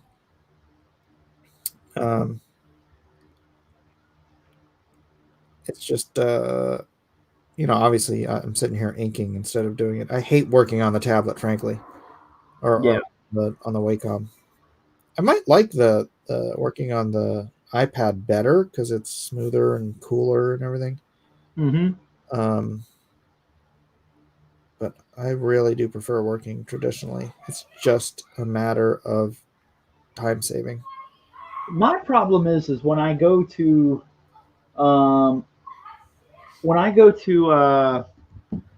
to do anything with the pencil, I have to rest my hand on something. So when I go to rest my hand on the iPad, it starts to do wonky stuff because it'll start to enlarge or move the picture around as I'm drawing. And I'm trained, because I'm sitting here drawing, I'm trained to put my hand on things, and you've got to learn to rethink how you hold the Apple Pencil so that you're not, manipulating the artwork unintentionally as you're drawing, as you're trying to do something, whether it's coloring or editing, whatever you may be doing. Oh, so it's just like a regular stylus for a regular tablet.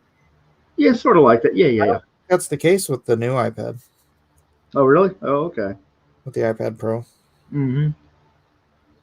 Yeah, I mean, it's one of those things. If there's technology, I'm going to figure out a way to not adapt to it properly.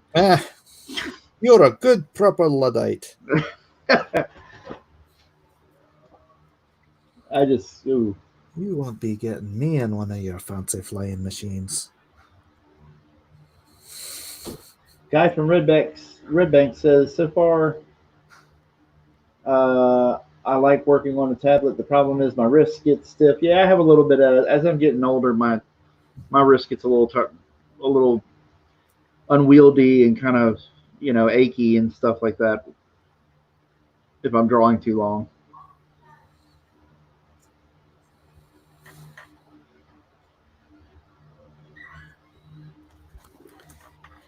All right, got that part done. Is this even a straight line? Uh-huh. Does need a line. So real reason, Mike, CG is because nobody, not even John, was being authentic following the line. What? No. No, I would say John is legit CG. Like the CG that I would even define CG as. Yeah. I have no problem. I had no problem. I mean, up until he kind of went crazy on me, I had no problem associating with John. It was EVS and his support, his outright support for War Campaign, knowing full well what kind of degenerate bull crap they were up to. And that's why it just makes me laugh now that that it's all coming out in the open, because it's all information that I knew and Edwin knew, and that's why Edwin, who was a founder of the very movement, left CG, because we didn't want, as Bible-believing, born-again Christians, men of principle, we did not want to be associated with that kind of crap. So, and that's not not like Kevin and Eric and other good principled men can have a difference of opinion. I don't castigate anybody for still being CG. That is just my personal position. I just did not want it associated with me. Oh yeah. And again, it's like there isn't a lot.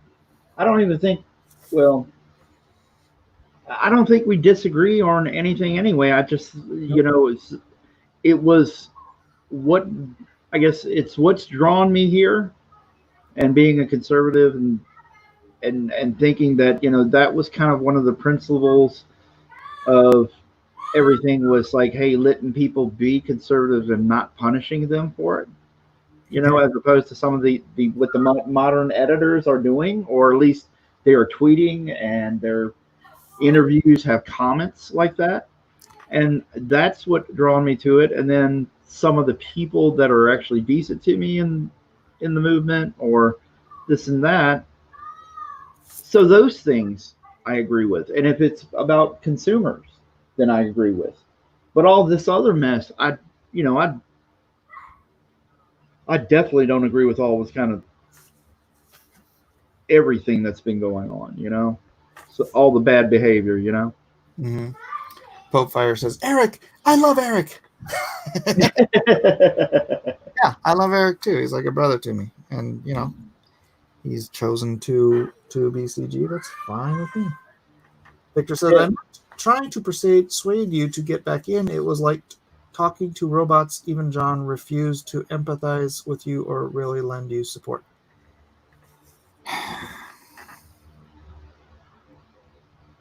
John was...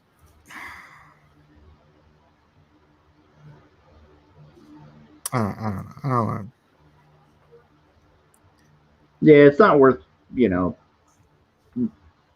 it's circles over, It's a bizarre thing, because John did a lot to hurt me, and for some bizarre reason, I still like the guy.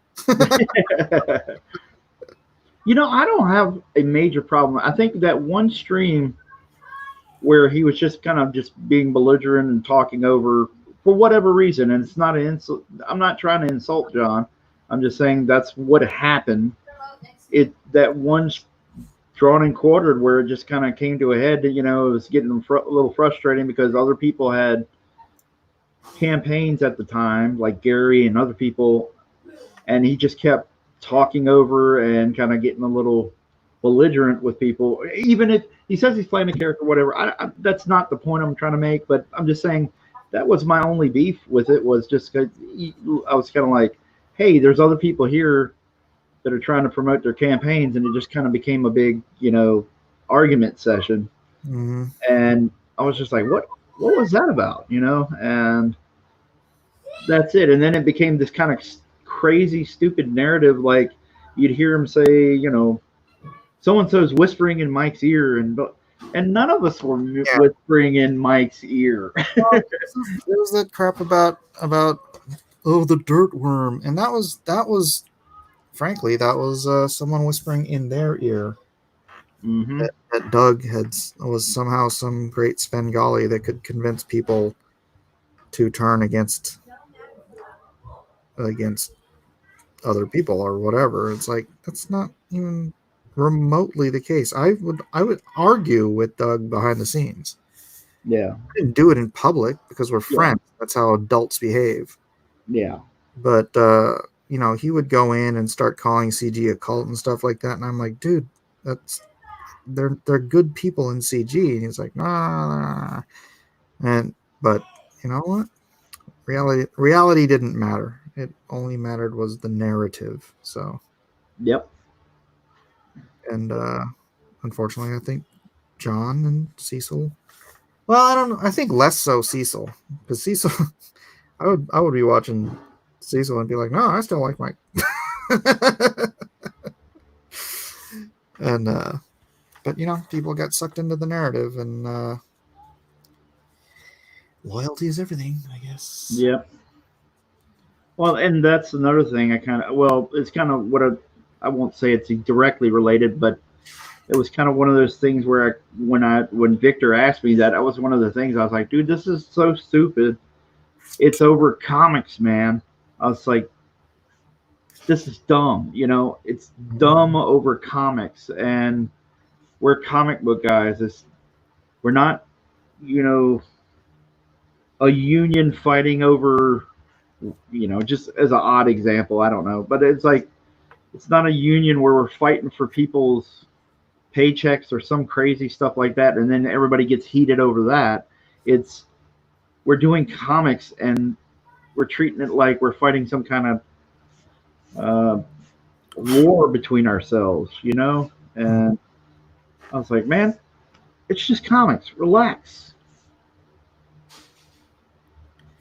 It is indeed.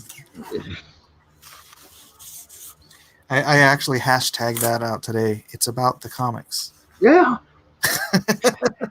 I think I saw that. Now that you say that, I think I saw that. But it's one of those things, man. I'm definitely of the side of, let's not just stop taking everything so doggone seriously, and understand we're just doing comics, man, and we want to do the very, if you're honest about it, and if you're really, I guess that goes back to something I was saying. I think I might have been cut off by the fact that we were going to go switch over, but I think I was talking in the chat and I was saying, like, this is comics, and you have these streamers who are just calling all these Marvel guys or DC guys or people that have been in the business for a long time, and just saying, oh, you guys are what's wrong with everything in comics.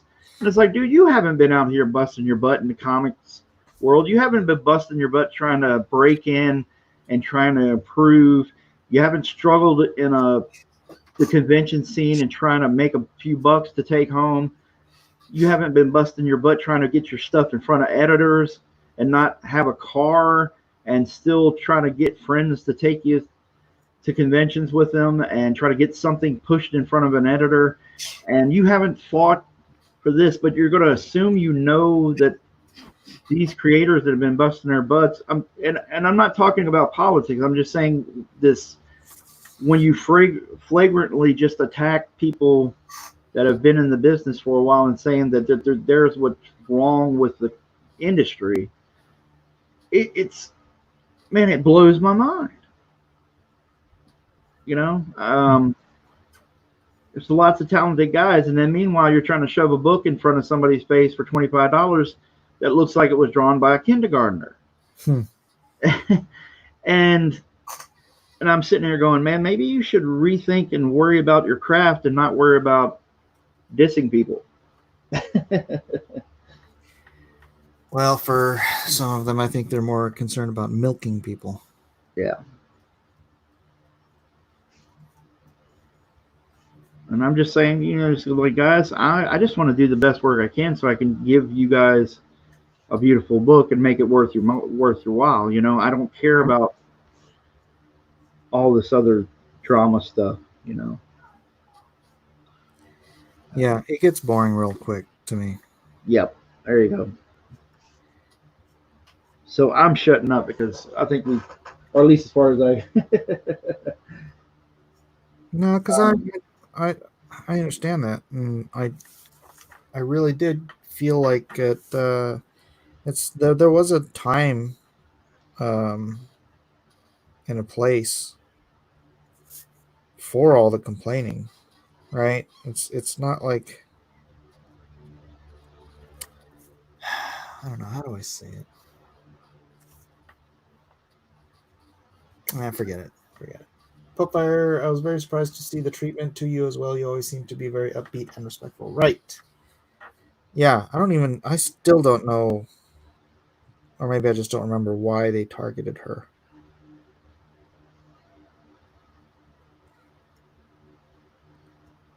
That was insanity. Oh, did Popfire get heat or something for something? Yeah, freaking Sketch was like stalking her. It's freaking weird. Oh, man.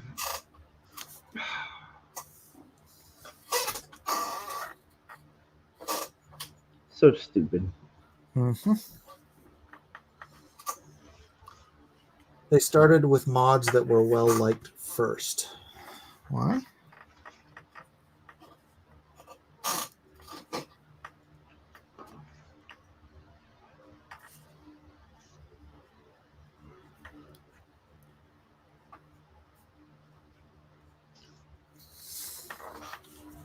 Sketch Therapy came at me saying that Popefire and Mike were doing some back alley scam and Mike was trying to silence him. What? I'm going to invoke the Simpsons to say a line from the Simpsons says, Sketch says a lot of things. He's nuts. He's just bananas. And I'm pretty sure I have all of his alts blocked on my channel, so. I remember one time he was trying to say like that creators owed him their personal like time and information and whatever it was because he was a customer. I'm like, shut up. You're freaking high, dude. I don't owe you anything but a book. Yeah.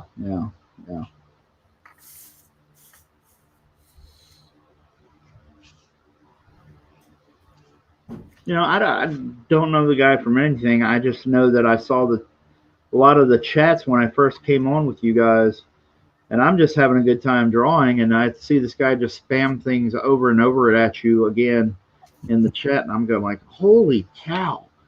And he would spam the same thing over and over and over and over in the chat. I was like, what is this guy's deal? So, He's crazy. Yeah, I definitely blocked on that one, but yeah, a wise move.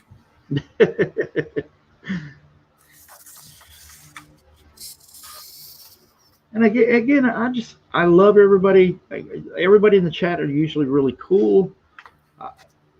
I'm lucky because of your channel and where we got, and I've had the occasion to have a lot of respect from people and people noticing my stuff that hadn't noticed it before, and they've treated me nothing but respect, and that's everybody's good with me, and that's how it should be.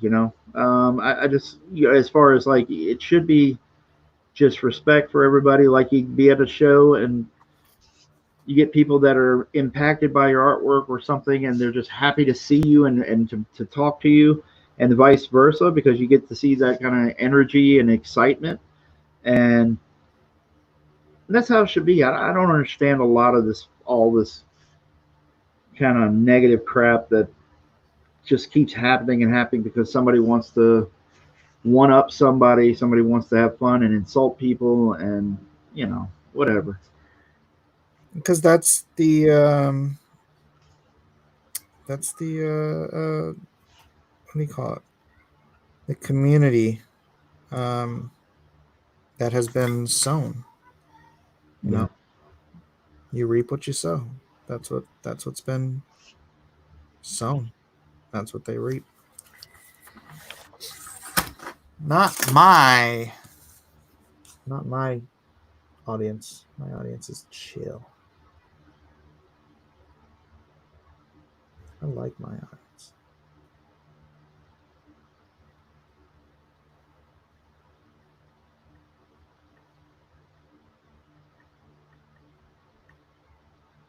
And you can go and check over on. Yeah, but let's, I want to be positive. I don't want to make it a stream about all that BS. And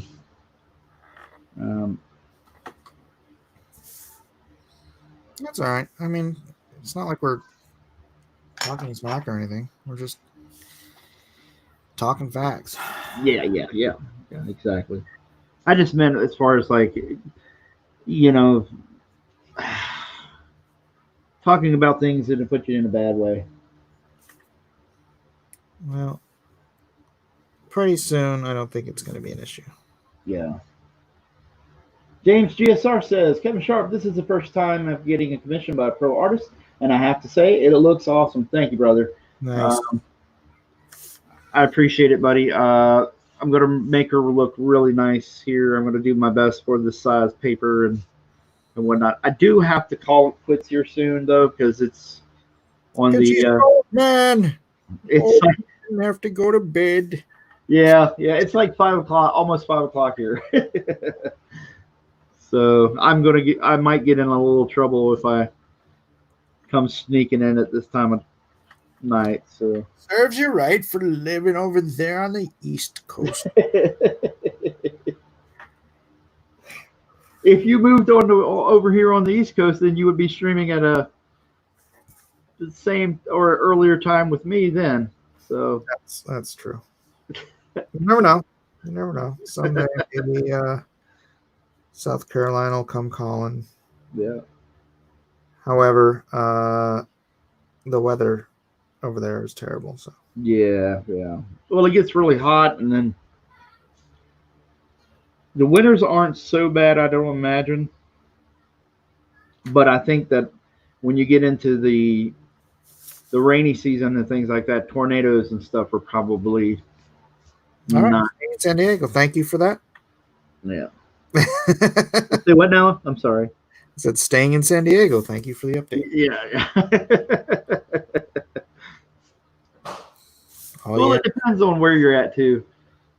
Like we get tornadoes in Virginia every now and then, but I'm in the sort of the higher elevations in the mountains and stuff, and you just can't get a lot of air to collect to make a tornado, and so the mountains and stuff kind of keeps that from happening, or at least it doesn't happen around here, and that's my guess. Your guess? About the meteorology and how it functions. How the tornadoes function. I don't think that where we're in the mountains and whatnot, even we get them in some lower elevations near the mountains, they don't have that kind of damage or stuff in the town that I'm in. We've had a tornado before, but it wasn't near where I live or anything like that, and it's very, very rare. We do have the rare tornado in California, but it is extraordinarily rare, so I'm not even talking about, really.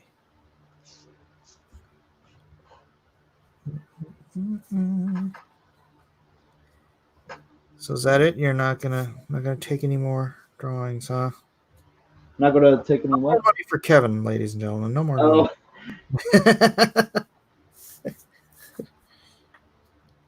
Feel free to go Oh, by. wait a minute. Did Mark Anthony come? Oh, yeah, that's right. Mark Anthony did. I'm sorry, Mark Anthony. I'm being silly. Mark Anthony says, when you have time, hey, how about Rock from Soul? Yeah, that's awesome. All right, cool. Yeah, definitely, Mark Anthony. You got it, man.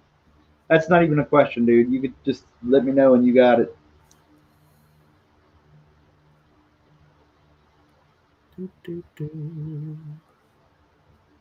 Okay, I'm going to write down Mark Anthony's because it's been crazy. I went through an entire pad of paper for today. Wow. Let's see, Mark Anthony.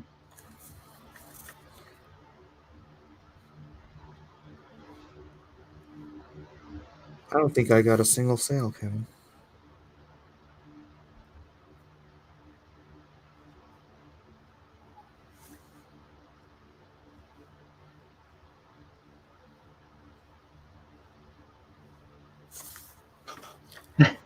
Jeremiah Jones says, hey, Blacklist Universe, I backed a page. Do I get a sketch?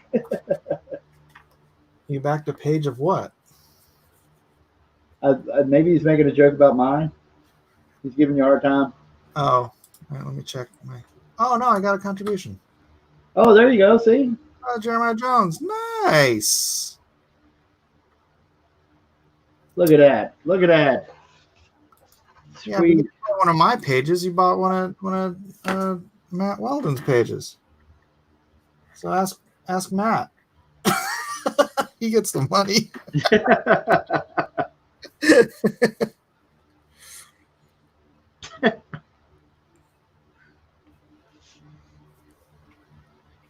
I do appreciate it though. Matt will appreciate it. Yeah, I put that there for Matt, not for me. Just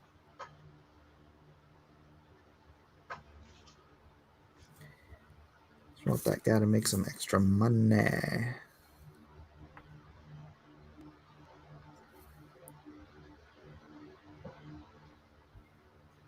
Okay, I'm going to put in the chat an email where you guys can reach me at. Just in case you need to send me any kind of information for sending artwork out. But my iPad is freezing. What is going on? Freezing? Yeah, like the screen is frozen and won't let me. Oh, I thought it was like cold. Oh, no. It might be getting a little late for you too, Mike. Yeah, I know. I'm trying to decide whether I should hang it up and finish the last bits of this tomorrow, but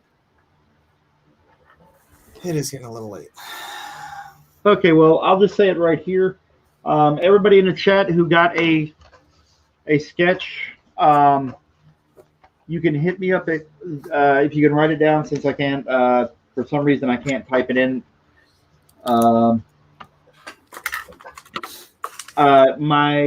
You can either reach me at KevHulk73 on Twitter or KevHulk73 at hotmail.com with any mailing information if you want your sketches mailed out. All sketches will be mailed out at the end of the campaign or when we do fulfillment if you so choose, because I had a few people like Calliope at Night or somebody else.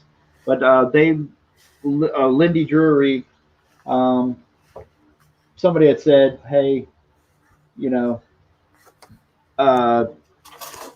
just mail it to me at the end of the campaign or at the fulfillment stage. So there you go. And Mike has on the cover there. That's the cover, the special cover for Mike. He's showing it on screen right now, which is awesome.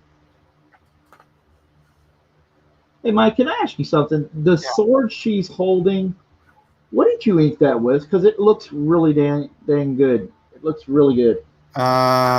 Quill, and then some of the dark stuff I did with the brush. Actually, the handle I did with a brush. The sword I did with quill. Did you use a ruler or anything with the quill? It says confirmed cover. Yeah, I used the straight edge. Oh, wow. It says confirmed covers. Yeah. I used a French curve on the tip. There's the cover. Bidding starts at $1,000. There you go. $1,000. Going on. Mix. Come on, Migs. $1,000 going once. And with that, I better get out of here because I'm going to get in so much trouble at 5 o'clock in the morning. Hope I don't get pulled over. I got a tail light out, unfortunately. All right. Yeah, it's so fun. It's Fix your my tail luck. light, man. It's like 65 cents. Come on. Well, it's been closed. Like it went out this weekend, and then I didn't even know about it until a cop pulled me over and was like, "Hey, you know you got a tail light out?" And I was like, "I guess I do now." And it's a nice sword. Yes, it is. That's the thing. I want to learn how to use a quill to get that because there's something about the line qualities on that sword I'm envious of, really. I don't know what it is. It's just got I don't know. It's something where my eyes are treating it as a tactile kind of thing. Like I almost want to reach in there and touch the sword. I know it sounds bizarre, but that's how my eyes are reading it. You want to touch the sword. The one she's holding. The other one, the main character sword sucks, but All right. I'm just kidding. I'm kidding. I'm kidding. It looks great, dude. All right. Do go get this cover from the campaign. Dragon Guard is in the description. Ladies and gentlemen, Lone Star issue 3, Pigeon's Return. I'll have to think about how I can fit a pigeon. Maybe I'll have a pigeon on a spit being roasted for dinner.